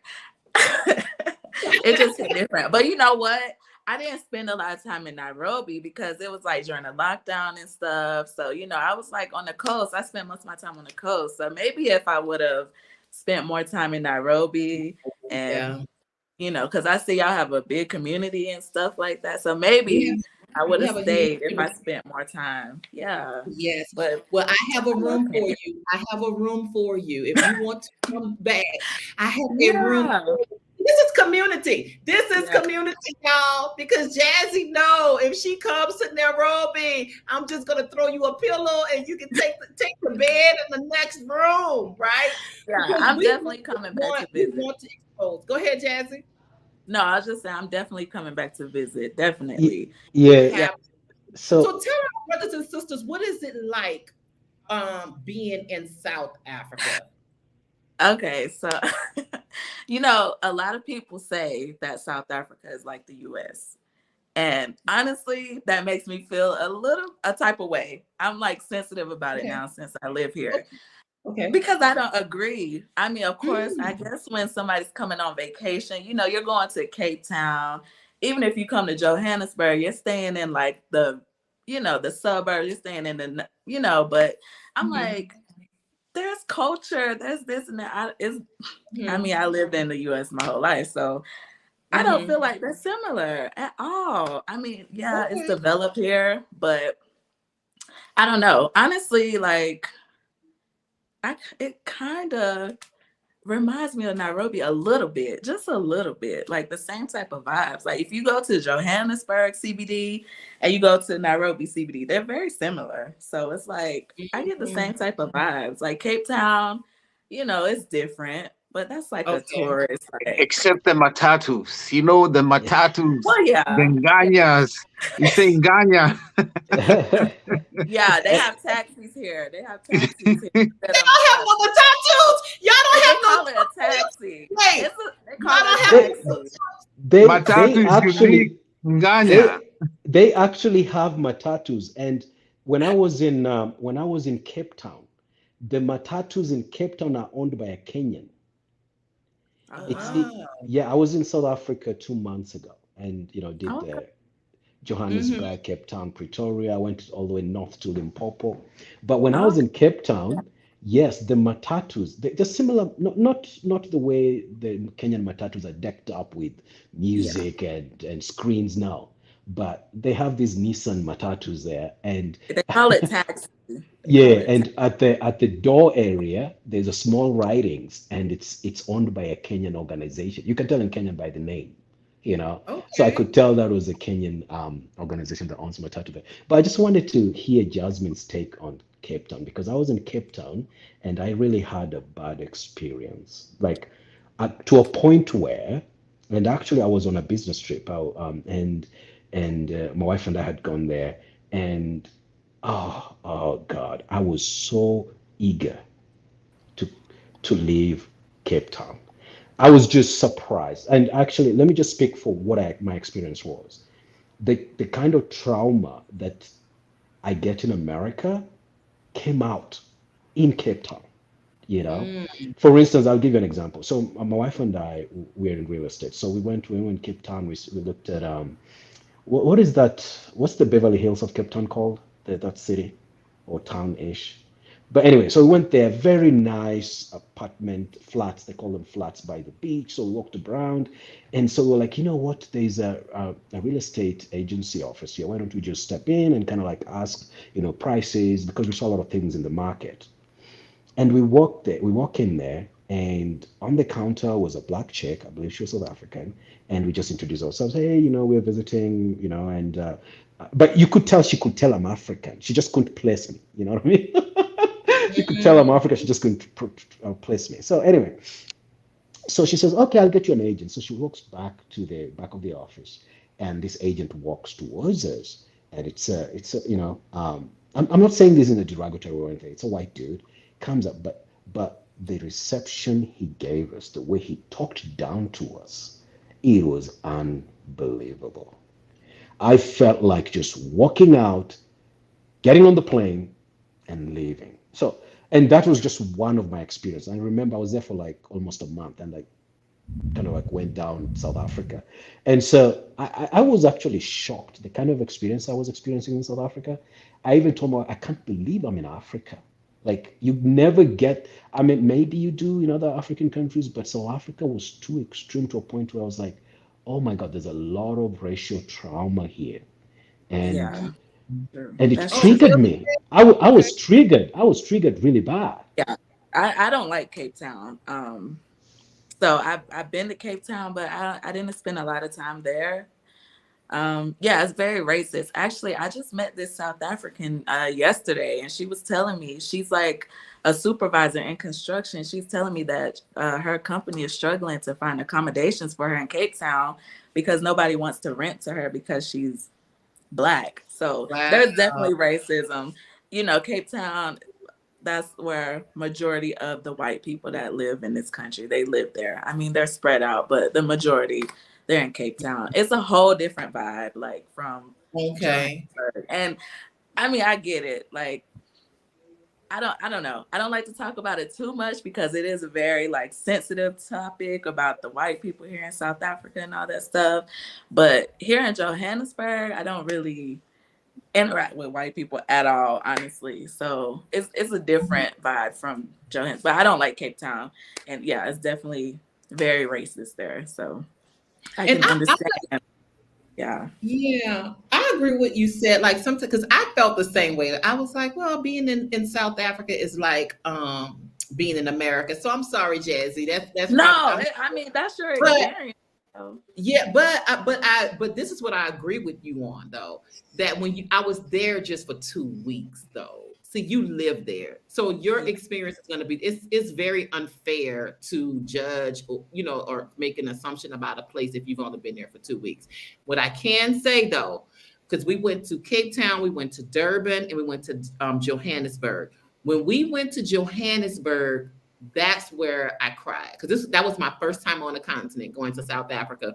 And when we left Johannesburg, tears just started rolling down my face because this was in 2016 because I felt like I was leaving home. It's like getting that void filled, that void that we were talking about earlier, EK, and then having that void just come right back in full force. And I just started crying when we left Johannesburg. And that's when I knew I was coming back to the continent. But I wanted to feel like, and this goes into me telling African Americans, look, y'all, like Kenya is a soft landing for us. I don't care. We may be pissed off at America, and we blackety black, but you also American too. And Kenya has the amenities, the development, the infrastructure, for a soft landing for African Americans. And but even if you chose South Africa, go to South Africa. As long as you get on a continent, I don't care which country you go to, right? Wherever you resonate. But one of the things about Kenya I felt like I felt like it was developed enough for me to be comfortable, but I still felt like I was in Africa. And I think Johannesburg had a similar vibe. Not the whole South Africa, but just Johannesburg. It gave me like it did give me like a DC vibe. But I was only there on vacation, so I'm gonna have to come and visit you. Right? Yeah, come visit me and I'll show you the real. I mean, real South Africa. Yeah, and I stay in the suburbs, so it's like, okay, it is pretty nice here, but like I go to the CBD to get my hair and nails done. I go there and hang out. Like it's a vibe. It's nice. It's not like Cape Town. It's a whole different vibe from Cape Town. I don't like Cape Town at all. People go there as a big tourist, but no. If you come to South Africa, Johannesburg is where it's at. But yes, I definitely agree. Kenya is a great place to go and have a soft landing, and the people are so nice there, very welcoming. You got a community there. Wait, Jazzy, I'm trying to be nice. I'm trying to be polite as a host and listen to Jazzy talk about South Africa. But I'm like, 254, what's up? No, I get it. Listen, I get it. I'm gonna go get my Jazzy. I'm trying to be a good host and just be very accommodating to everyone. Of course. I didn't want to go. I didn't want to go into the whole. I didn't want to go into the whole South Africa topic. That's for a whole nother video, But yeah, no, Kenya is a great place. I love Kenya. I love Nairobi. I love the coast. Kenya is a vibe. I have to go back because I didn't spend that much time in Nairobi. I think I was only there for like 2 weeks in Nairobi, so I didn't even get to see everything. I spent a lot of time in Diani now. I love it. Look, if regardless to whichever country that you go visit, if that's where you move, that's fine, Kenya. Well, I don't care. There's 54 countries in Africa. Y'all can go to any one of them, Kenya. Okay, so. Yeah. Oh my God. But yes. So, but I am, West Africa, our brothers, whoever is watching, I think that we need to know the experiences of us in different countries, South Africa, Kenya, Ghana. If you are brothers and sisters watching, if you're in West Africa, come on, tell us your experience in your prospective African country, right? I know this live is go, y'all. We almost on 2 hours. We're gonna wrap it up. I'm gonna give it about 15 more minutes, and we're gonna wrap it up. Jasmine, anything else about South Africa you want to share? We're gonna listen. We listening. No, I'm not gonna say too much. Because I mean, if you want to come and visit. Johannesburg is the place to be. You can go to Cape Town. It's beautiful. Cape Town is beautiful, but the vibe is just not it for me. I will agree. Cape Town is like a European city or maybe a city in the US. I don't know. But Johannesburg, it has the African vibe for me. I feel like I'm in Africa, Yeah, so I love that. I love that. Yeah, we went to Pretoria, as well. So listen, y'all, visit South Africa. South Africa has the perfect weather as well. Because isn't it similar to Kenya's weather? Girl, that's the one thing I don't like. I'm cold. Like right now, I'm about to turn on my heat because I'm cold. So yeah, the weather is similar to Kenya. Like Nairobi. Okay. Yeah. Okay, Cool. so South Africa is also an option, you guys. Like South Africa, you're gonna get all the amenities, you're gonna get the weather, all of those things. Johannesburg, from what Jazzy is telling us, that Johannesburg is gonna give you more of the African vibe than some of the other places. So do your research, do your research. There's 54 countries for us to choose from, right? And so yeah, so Sade, welcome, Caribou. Sade, I'm sorry for keeping you holding. Hey, Karen, I That's gotta no go. Thank you for problem. having me. Appreciate Thank it. you, EK. God Peace. bless. Thank Okay, you. I'll stop you. Okay. Hey, Karen, Sade. hi, thank you so much for having me on. I just want to tell you, I love your personality. If you could bottle it and sell it, it would be really valuable. You have the perfect personality for this channel, and I know your channel is going to grow really fast. I'm Thank enjoying you it. so much, Sade. Thank you. Where are you from? I spent most of my life in the US, but I escaped about a month ago. I'm back in my own country, Jamaica. I just couldn't take it Jamaica. anymore. Jamaica's in the house. Yeah. Me, from what I'm watching about places like Nairobi, it seems very similar to Jamaica. So I plan to visit South Africa and Namibia, Botswana in January. And I hope to come to Kenya. I don't know how to get into Kenya because of some of their requirements that I'm not going to be willing Yeah. Oh, to yeah, that's the participate downfall. in. But that's the Yeah, only that's the reason. But Kenya is someplace I was planning to go in 2020, just before everything happened. And I love Kenya. Oh, Kenyans yeah. seem to have a great personality. I mean, I just love they seem to be like the perfect level of laid back. Maybe Yes. I'm wrong, but they seem like perfectly laid back. Not too laid back where they're docile, which is kind of annoying, but they seem to be like right at the right level. I just Yes. wanted to say something really quick. A gentleman earlier, I don't remember who it was. I think it's a gentleman with the two flags. He mentioned that we need to check our history. We need to study our history because it's really hidden from us. And I just want to say that one thing that the Black diaspora and Black people on the continent don't know is, or if they do know it, they don't seem to make it known that they know it, is that let's say Africans really established civilization all across the globe, and Africans are the indigenous people of everywhere, including the Americas. And we need to really uncover our history, especially African people need to uncover their history because they need to have more confidence in themselves. So that, because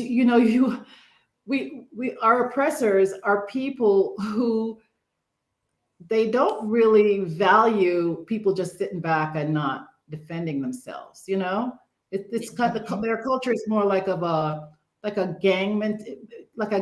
gang kind of style, where if you're quiet, you're seen as weak. Their central of their culture is they're warriors. They're barbarians basically. So if you need to know who you are and be confident about it, and you need to know your history. And for example, the Olmecs in Mexico, their language is a Niger Congo language. And sometimes people say Niger Congo, but actually that's Bantu. Bantu, right? So the Olmecs, those big heads you see in Mexico. I know exactly what you're talking about. So those people are traced back to the also pyramids people in West Africa. Yeah, they're pyramid builders. And the Mayans also were Africans. They try to make it look like the Mayans are those Asian-looking people that you see in South America, but no, the Mayans were Black people. Okay, they look like you and me, and they had dreadlocks. All right. So anyway, I don't want to stay on too long. You got to take me to Egypt. Egypt. Wait. Yeah. Sade, I love this. I love what you're saying. You said that they were Mhm. black like us. And when you read Columbus, who they said Mhm. discover America, but you can't discover a place where people already exist, right? And Yes, so when he said that when he got to America, he said he saw people that were of copper color races. You know, what that's color is right. a copper, right? And so you are Hello. absolutely right. We were there before Columbus. Yes, Actually, there were black Moors that was on the ship showing that's him how right. to get to America And because when he Africa, got there, the Moors are already there because I'm in Jamaica, and the Moors are here in the 1300s. yes, The yes, Moors have been here since the 1300s, and they mixed with the Maroons. I don't know if you know about the history of the Maroons in Jamaica. They fought the British and the Spanish and won their oh, sovereignty back in the yes, 1700s. Well, they're a mixture of Moors and Tainos, and they try to make it seem like the Tainos were these Asian-looking people, but the artifacts they left behind, they were these they like Africans. They had afros. You know what I'm saying? yeah, So we need to yes. know our history. People think history is boring, Oh, but you for went out a Black little people, bit. Say it knowing our again. history is critical, and it's very easy to find reading books. Oh, can you read that now? If you don't like reading books, you can find this information all on YouTube. Okay, you need to learn your history. Stop worshiping white people. Okay, Mhm, mhm. we And need to and with stop. me, We need to we see have a them for who they strong, are. yeah, in New Orleans, we have a strong Native American culture, right? And so what people don't realize what the white man did was in order to be able to control, because you had the Native Americans and then you had the Africans who had come over. Well, in order for them to be able to control us, you have to remember those natives, they were black, they look like us, right? And so Yes. what they did was they just joined those Africans and the Native Americans together and they just said black. There are so many Uh-huh. Native Americans that has been combined, with African Americans, right? Especially in Yes. New Orleans. New Orleans have a strong Native American population. Places like Oklahoma, Yeah. Arizona, those places, Yes. those Native Americans are not the white faces that you see. No, I'm they're not Black saying that those people. people don't have any blood, but for the most part, Native Americans have been mixed up in our in with Whitewash. Africans, right? And Yeah. so but Africans, and this is what Africans on the continent need to know. Africans have Mhm. been going back and forth to America the whole time. You For look at thousands Native of years. American culture. Yes, because if you look at Thousands. Native American culture, Yes. their spiritual systems, the Yeah. way they dress, the makeup They're, on their face, the feathers, the yes. ceremony, The the headdress. ritual, yeah, the hairdress, all of that is That so feather similar headdress. to African people. You Go can ahead, find that Shante. feather headdress in I think it's Rwanda or the next country next to it. That's where the people are the same. The people in the royal family over there, they wear that headdress exactly. That feather headdress that goes all the way down the back, where it's really Yes. big, that Native Americans wear. They still wear it in Africa, and even the Kikuyus. Like if you look at some of the old pictures of the Kikuyus, some of their Uh-huh. outfits are exactly like, I don't like to call them Native Americans, they're indigenous Americans, because a native is anybody who's born in the country, and indigenous is the first people. Absolutely.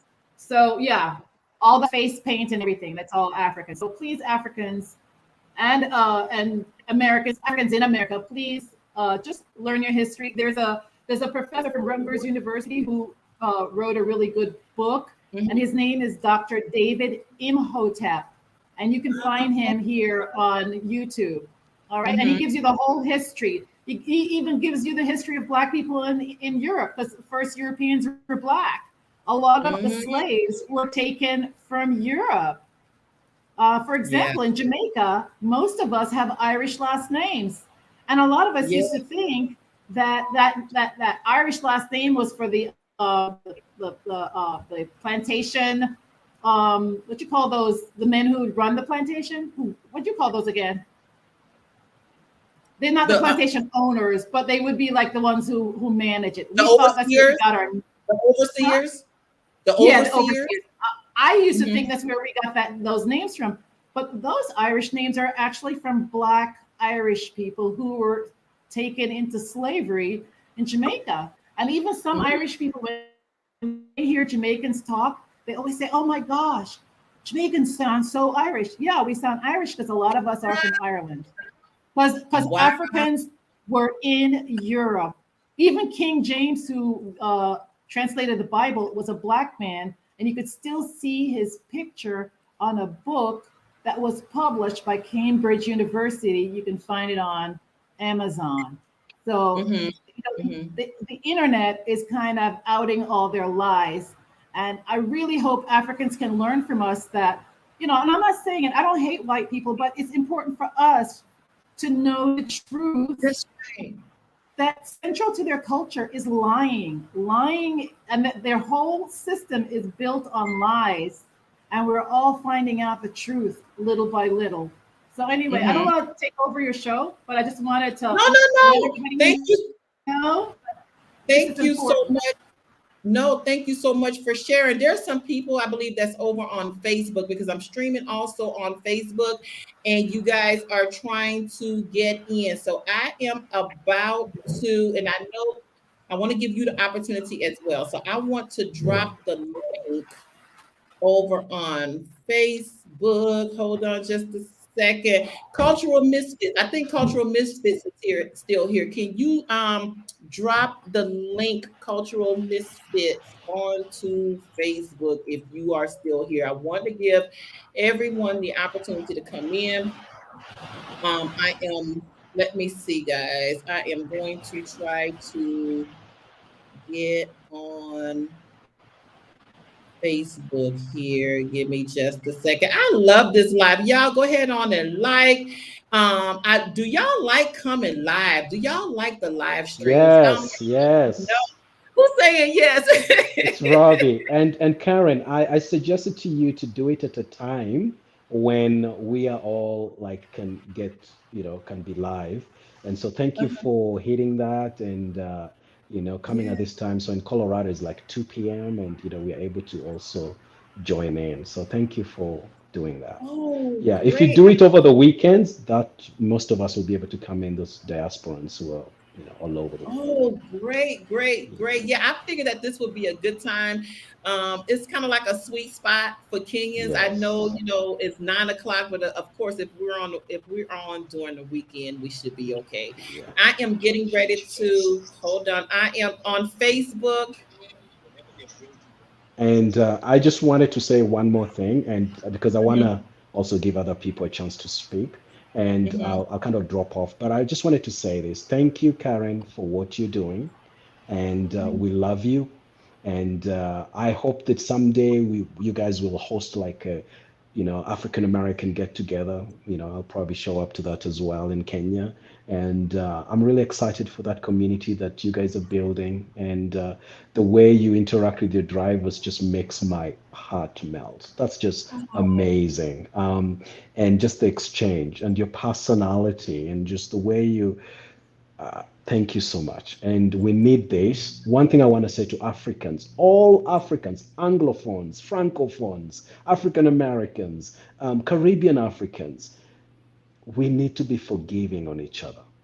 Yes. At times we say certain things, but we don't know that it's because of the divide and rule that has lived amongst us that we don't see eye to eye. If we come from the position of forgiving, then we are Mhm. able to learn easily about each other. And because I've seen you've hosted a few people, certain things that I've watched, you'll see like they did not understand why Africans sold their parents or their ancestors. And I'm like, that's also trauma we are carrying. But That's true. let's come from a place of forgiving. You know what I mean? Because I have lived a little bit of what Black people have experienced in America, and Mhm. it is sad. You know what I mean? And the trauma is massive. And so for me, I want us all black skinned, toned people to come into a discussion from a place of forgiving. It's Mhm. okay. We could have um, participated in your trauma. We could have been part of those people that, caused the trauma. But we need to start forgiving and learning and just being together. So, Mhm. yeah, thank you for what you do. I will be listening from, I'll Thank get off the chat you. line, and I will always be on whenever you're on. So I love you so Oh, much. thank you so much. Thank you. Thank you. And Okay, so yeah, when I'm so in we have Kenya, the unwind, I you will look guys. for you. Yeah, go ahead. I'm sorry, I didn't hear you. When I'm in Kenya in November, I'll look for you so we can have lunch I or will dinner or be here. something. Yeah. Yes, I will be here. And you talk about the group there. We do stuff together all the time. We do have some Kenyans in the group as well. So definitely when you come, we would love, connect with me. You have my email, and yes, connect with me when you come. There's Thank a you so lot. much. There's quite a few of us here. Thank you. All right, bye. Okay, so we have the ungrind. I'm trying to get you in ungrind, but it's saying that you have to connect your device. It said device is not connected. So we're waiting for the ungrind to come in. So anything else? Well, no. Let me go back to the comments because we have some people that's commenting in the chat. They're saying true Nairobi and Joburg have similar vibes, Jazzy. So they are agreeing with you in the chat. They are saying that Nairobi and Joburg have similar vibes. So we have is it Abdurrahman Ali? 99% of African Americans are from West Africa. East Africa has nothing to do with them. Go back to West Africa. Your roots are there. You can only come to East Africa on vacation. Bye. Ciao, bye. I am not even pronouncing your name, troll. Bye, troll. What y'all got to say to our troll? Wow.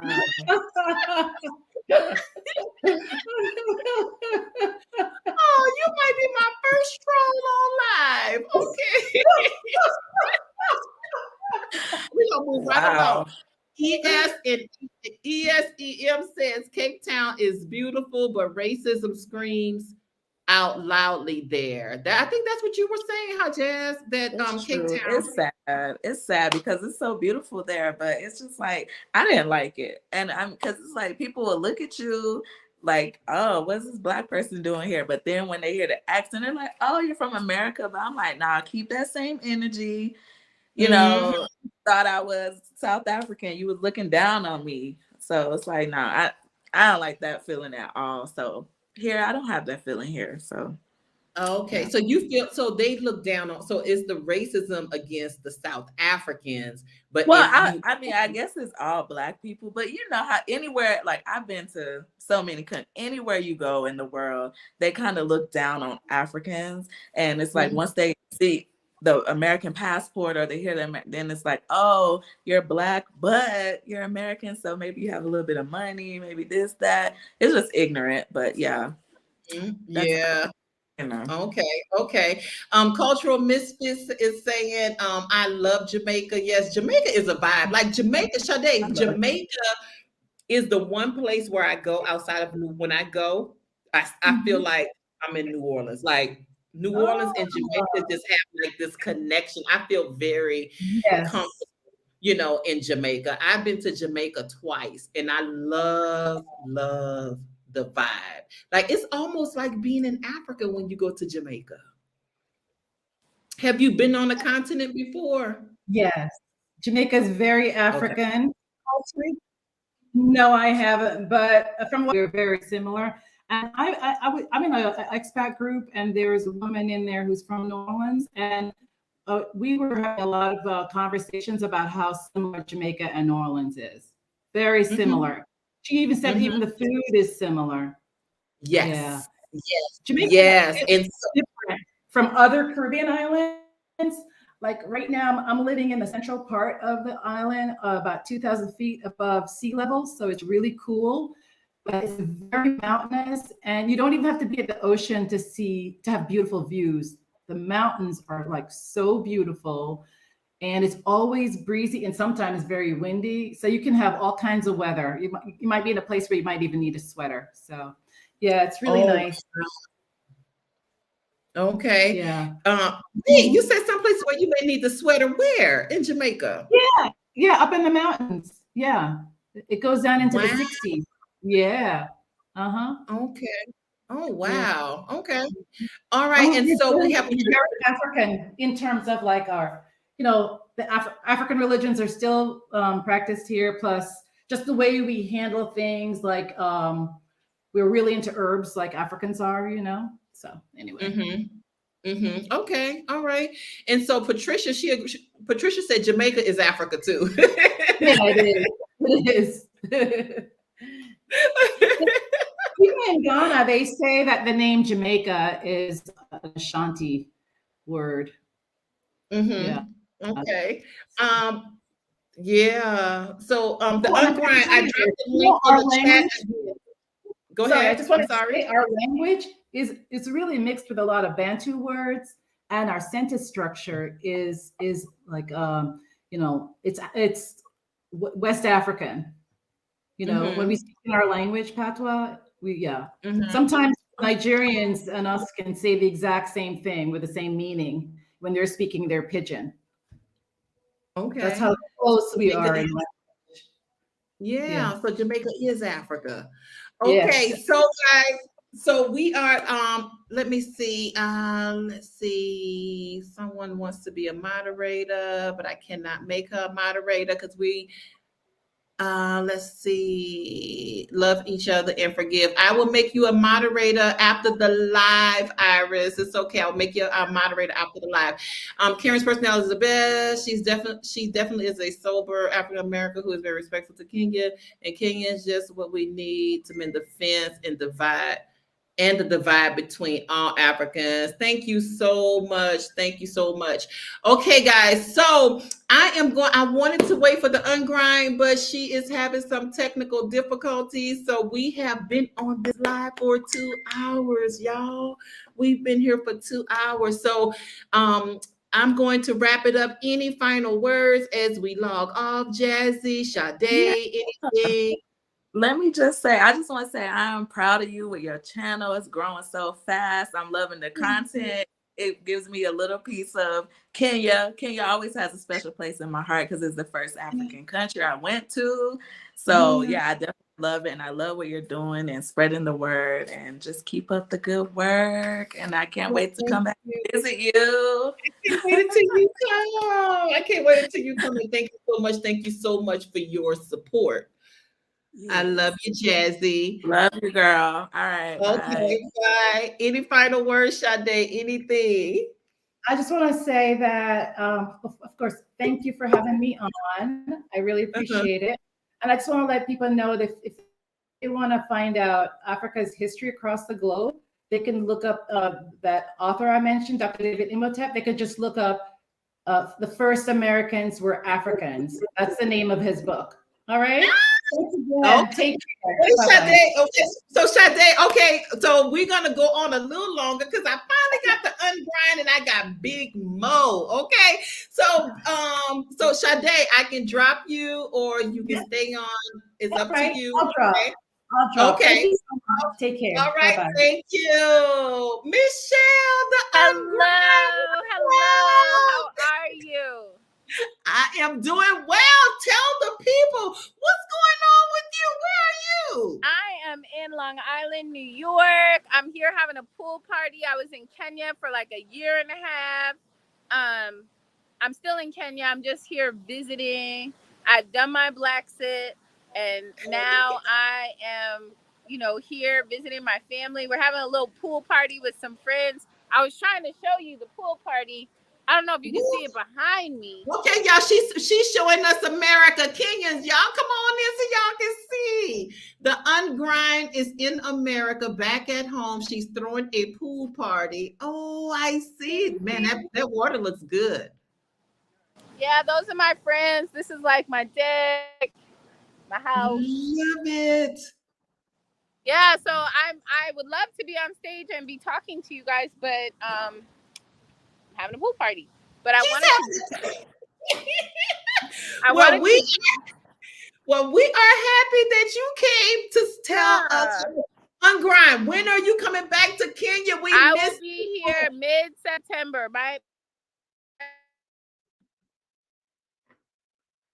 Uh-oh, you froze up. She is having a pool party and she has frozen up on us. So she said mid-September.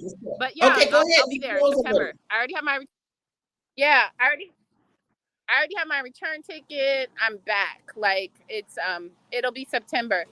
But I'm really trying to make videos just about what it's like to be in America after leaving America. But it's so hard because I'm with friends and family, and I feel so differently about America being back after leaving. Like, it's kind of like an ex-boyfriend. Wish him well, Ooh, wish him well. Happy to see his new girlfriend. Happy to see him happy. But I'm not part of his life anymore. God bless. I love that because I was getting nervous. I was like, she's having a lot of fun.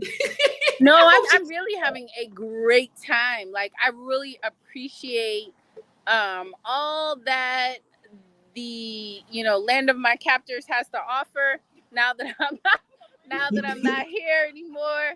But yeah, it's a lovely place. I really have now that I have like respite and a place to go and a home, I feel so much better. But anyway, I'm being super rude. I just wanted to hop on and say hello to Karen and everybody. yes, This is my thank brother. you. Oh, that's your brother. Hey, brother. Yes, that's my brother. My friend Shawnee. Oh, nice. And y'all having an American barbecue. Yes, we're having a good old. This is I'm kind of in and out of Wi-Fi, but I want to see if I can. Let me show you. Kelly eating some chicken. Who? Y'all, That's this Kelly. is a, hey, Kelly. What's up, Kelly? Is Kelly on the grill or she just over there eating? Yes, Kelly has been manning the host. Okay, your wife is going out a little bit. Okay. Uh-oh. Yeah, I got too far away from the Wi-Fi. Sorry. Okay. Because I have to Look, stand by the door. But anyway, I'm about to get in the pool. I just wanted to say hello, and I will okay, so definitely after be back. you do this last dip with your ex-boyfriend, America, we ready for you to come back to the Oh, present I'm love. coming back. I'm coming Kenya. back. If Kenya will Your have boo me, I thing. will be back. Okay. All right. Bye. Have fun. See ya. Bye. Okay, Karen Peters said, yes, we're in a bad relationship with America and we refuse to break up. Look. Cultural Misfit said, yep, abusive and said to Karen, yes, abusive and trying to leave. Let's see, is it Arlitio? I hope I'm saying it right. Castillo, you are Africans living in America. You are brothers. See you on the African island of Sao Tome and Principe, located in the Gulf of Guinea. All right. What's up, Big Mo? Welcome, Big Mo. What's up, Karen? How are you? How are you? So glad to be on this live with you. Yes, Well, guess what? It looks like you got two huge fans from Denver, Colorado. Because hey, Rob is my oh, boy. Denver is in the house. Yeah, Yes. yeah. Oh Rob my is my boy, and we just enjoy your show, and we really follow along, and you're making a huge impact. So we just want you to know that, and God. hopefully we get to meet sometime like Rob proposed, and it'll be a great reunion. We have a lot of African American brothers here, and we'd like to bring them along. Yes, that would be amazing. So, Big Mo, tell the people, a little bit about you. Like, are you from Kenya? Yes, so yes, originally from Kenya. I've been in the US for about now almost 23 years. My wife is from Denver, Colorado, and Denver has been home for the last few years, but we're at this stage now. We're making plans to transition back to Kenya. So that's where Yes, we are. Yes, and yes. so we can relate because we have a lot of friends who are going through a similar process, and hence why we follow your show. Yes, well, thank you so much for finding. Look, I'm gonna reach back out to you. I know you reached out to me. I am sorry with Hey, time. no, Right? hey, don't swear it. No, no, don't swear it. You got a huge following. You do your thing. Whenever you get to it, we'll get in But touch. look, you got my phone number, okay? Yeah, I do. Yeah, I do. I know how to get hold of you. Yeah. Thank you. So I'm so excited, you know, that you are going, you and your wife are going to be coming back to Kenya. How does your wife feel about coming back to Kenya? Oh, she's so excited. She's so excited. I don't know if she's gonna be coming already, but actually, I Okay. guess I won't put on the camera, but if you, I'll let her say hello. Okay. Yeah, I'll like to let her say hello, but yeah, she's from African America. She's from Denver, Colorado, Okay. and she's lived here all her life. And Uh-huh. when I started following your show, she she really got excited, and she watches along usually when we on the show. So I'll let her say I'll let her say hello. Uh-huh. Okay. Hello to you. Hello. Hello, Mrs. Big Mom. It is so nice to talk to you. I love to watch your show. You are Oh, doing such a wonderful job enjoying the life of Africa. So, yes, thank you so much. And I cannot wait until you guys come. Look, we have a community here. It's just a lot of us don't have YouTube channels, but there's a lot of women here, some of the brothers are here. You know, we can't get the men on camera, but you're gonna love it. I can't wait for you guys to come. yeah, I said I would really love to make sure to connect with some Americans there. I think one of my questions I wanted to ask you is, are you learning Swahili? Yes, yes. Mambo, Jumbo, Habari Yako, Una Andalea Aje. Yes. That's And good. yes, so I think it's important when we come. I think it is important for us to at least try to learn the language. Even if we're not fluent in it, we need to be able to make it through, right? I have a long way to go with Swahili, but there you can start now. Like I have one of my daughters is actually learning it now, trying to prepare to come to Kenya as well. But there's an app called Pimsleur. Were you interested in learning it? Because I know your husband speaks it, but are you interested in learning the language? I am, but you know their pronunciation is different. So trying to do it by yourself, definitely reading a book is extremely hard. And then I've also learned that they combine languages sometimes. So just learning straight Swahili isn't always the easiest, and they don't really use formal Swahili. So Okay. I'm trying to figure out, what is something good that I can use to learn the language. I Like just dropped Babbel's in the chat. okay. I just dropped in the chat Pimsleur. Okay. Pimsleur. Pimsleur. Pimsleur is an excellent app. They have a free version, and I believe they also have a paid version. Okay. Well, I will definitely make sure to check that out. Yeah, and so because when I first got here, I enrolled in the language school, right? And so with the I think it's called the International Language School here. And so with the language school, they teach you as if you're going to school for the first time, right? And that's fine. It helped me to learn like the basics, the nouns, the verbs, and all of those things. However, it didn't help me much as far as conversational Swahili. So I Mm-hmm. switched to Pimsleur. So I'm trying to be very disciplined, at least an hour a day on Pimsleur, because Pimsleur is going to teach you more conversational. Because I was in a language school, and one of my friends here, she was doing Pimsleur, and she was able to order off the menu and everything, and I wasn't able to do that. But I can tell you about the verbs, right? And so I think it's important that you learn conversational first, listen to the app. The app is so easy, right? And so once you listen to the app, it's going to teach you, you know, how to have conversational Swahili. You'll be able to get through the markets and that sort of thing. Because think about it, as children, when we don't go to school to learn how to talk, we learn how to speak in our homes. We learn conversational. Then when we get to kindergarten, then we start, or first grade, second grade, then we start learning the English rules and all of that.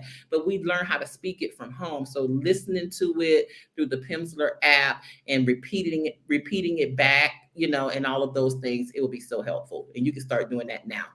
Okay. Okay. Well, thank All you right. so much for talking to me. You're welcome. I'm so glad you tuned in, Big Mo.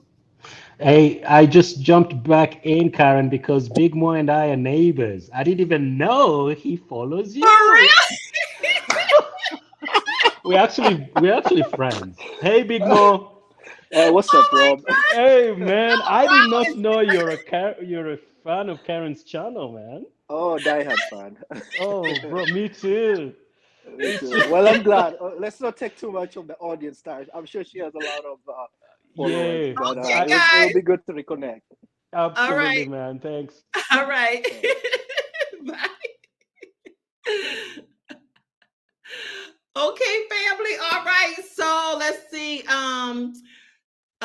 see, who do we have? We're gonna go into the chat. I'm gonna read some more of the things off of the chat. What do we have? I have a huge respect for people from the continent.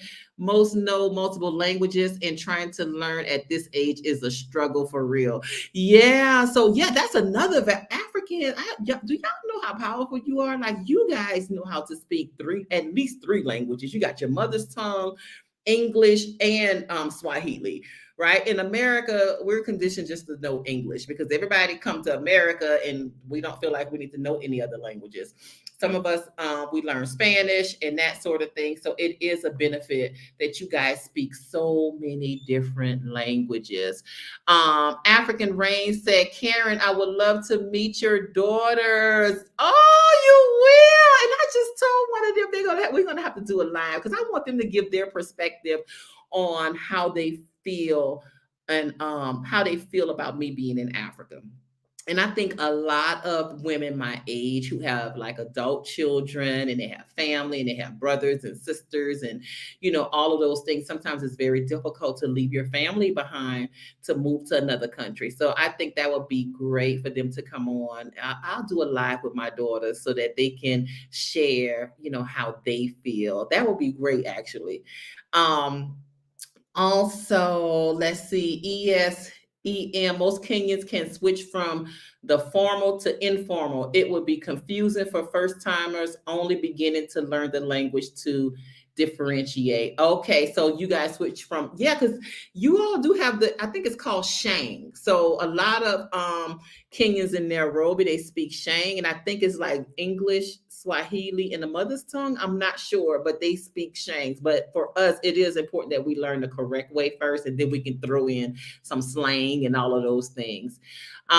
Jerry B says, I know you have your therapy business, but do you need a work visa for a monetized YouTube? I don't know. I have no idea. But look, I got my paperwork together, but I don't know about this. I have no idea. Now, I would think if this is your primary job, Jerry, I don't know. I have no idea. Because my business is international. So I don't know. Berean said true and average African can speak at least three languages. And yes, you guys speak at least three languages. Y'all are so powerful. I just wish I wish y'all knew how powerful you are as a people. Okay. ESEO said, please learn proper key Swahili. You can always learn some Shang when around.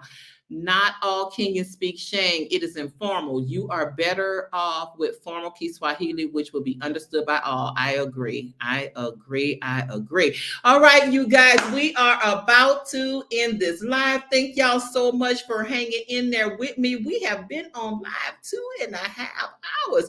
Please share this video. Please like, please subscribe. Look, y'all. Look. Thank y'all so much to all of our new subscribers. I think we have 3,600 and something, right? Y'all, we are a growing global community. Thank y'all so much for supporting me. Thank you so much for supporting this channel. Thank you, thank you, thank you. All of my new subscribers, you are welcome. The Mighty 344, I have not forgot about y'all. What's up, the Mighty 344, the Mighty 1000? See, these are people who were there when I needed 344 people just to make it to 1,000. And then when I hit 1,000, I had some more people coming on. So we at the Mighty 3,000 now. So I appreciate you guys so much. Thank you so much. I will be coming live. I think Sunday might be a good day. I think Sundays may be a good live day. I love y'all. Peace. Kwaheri.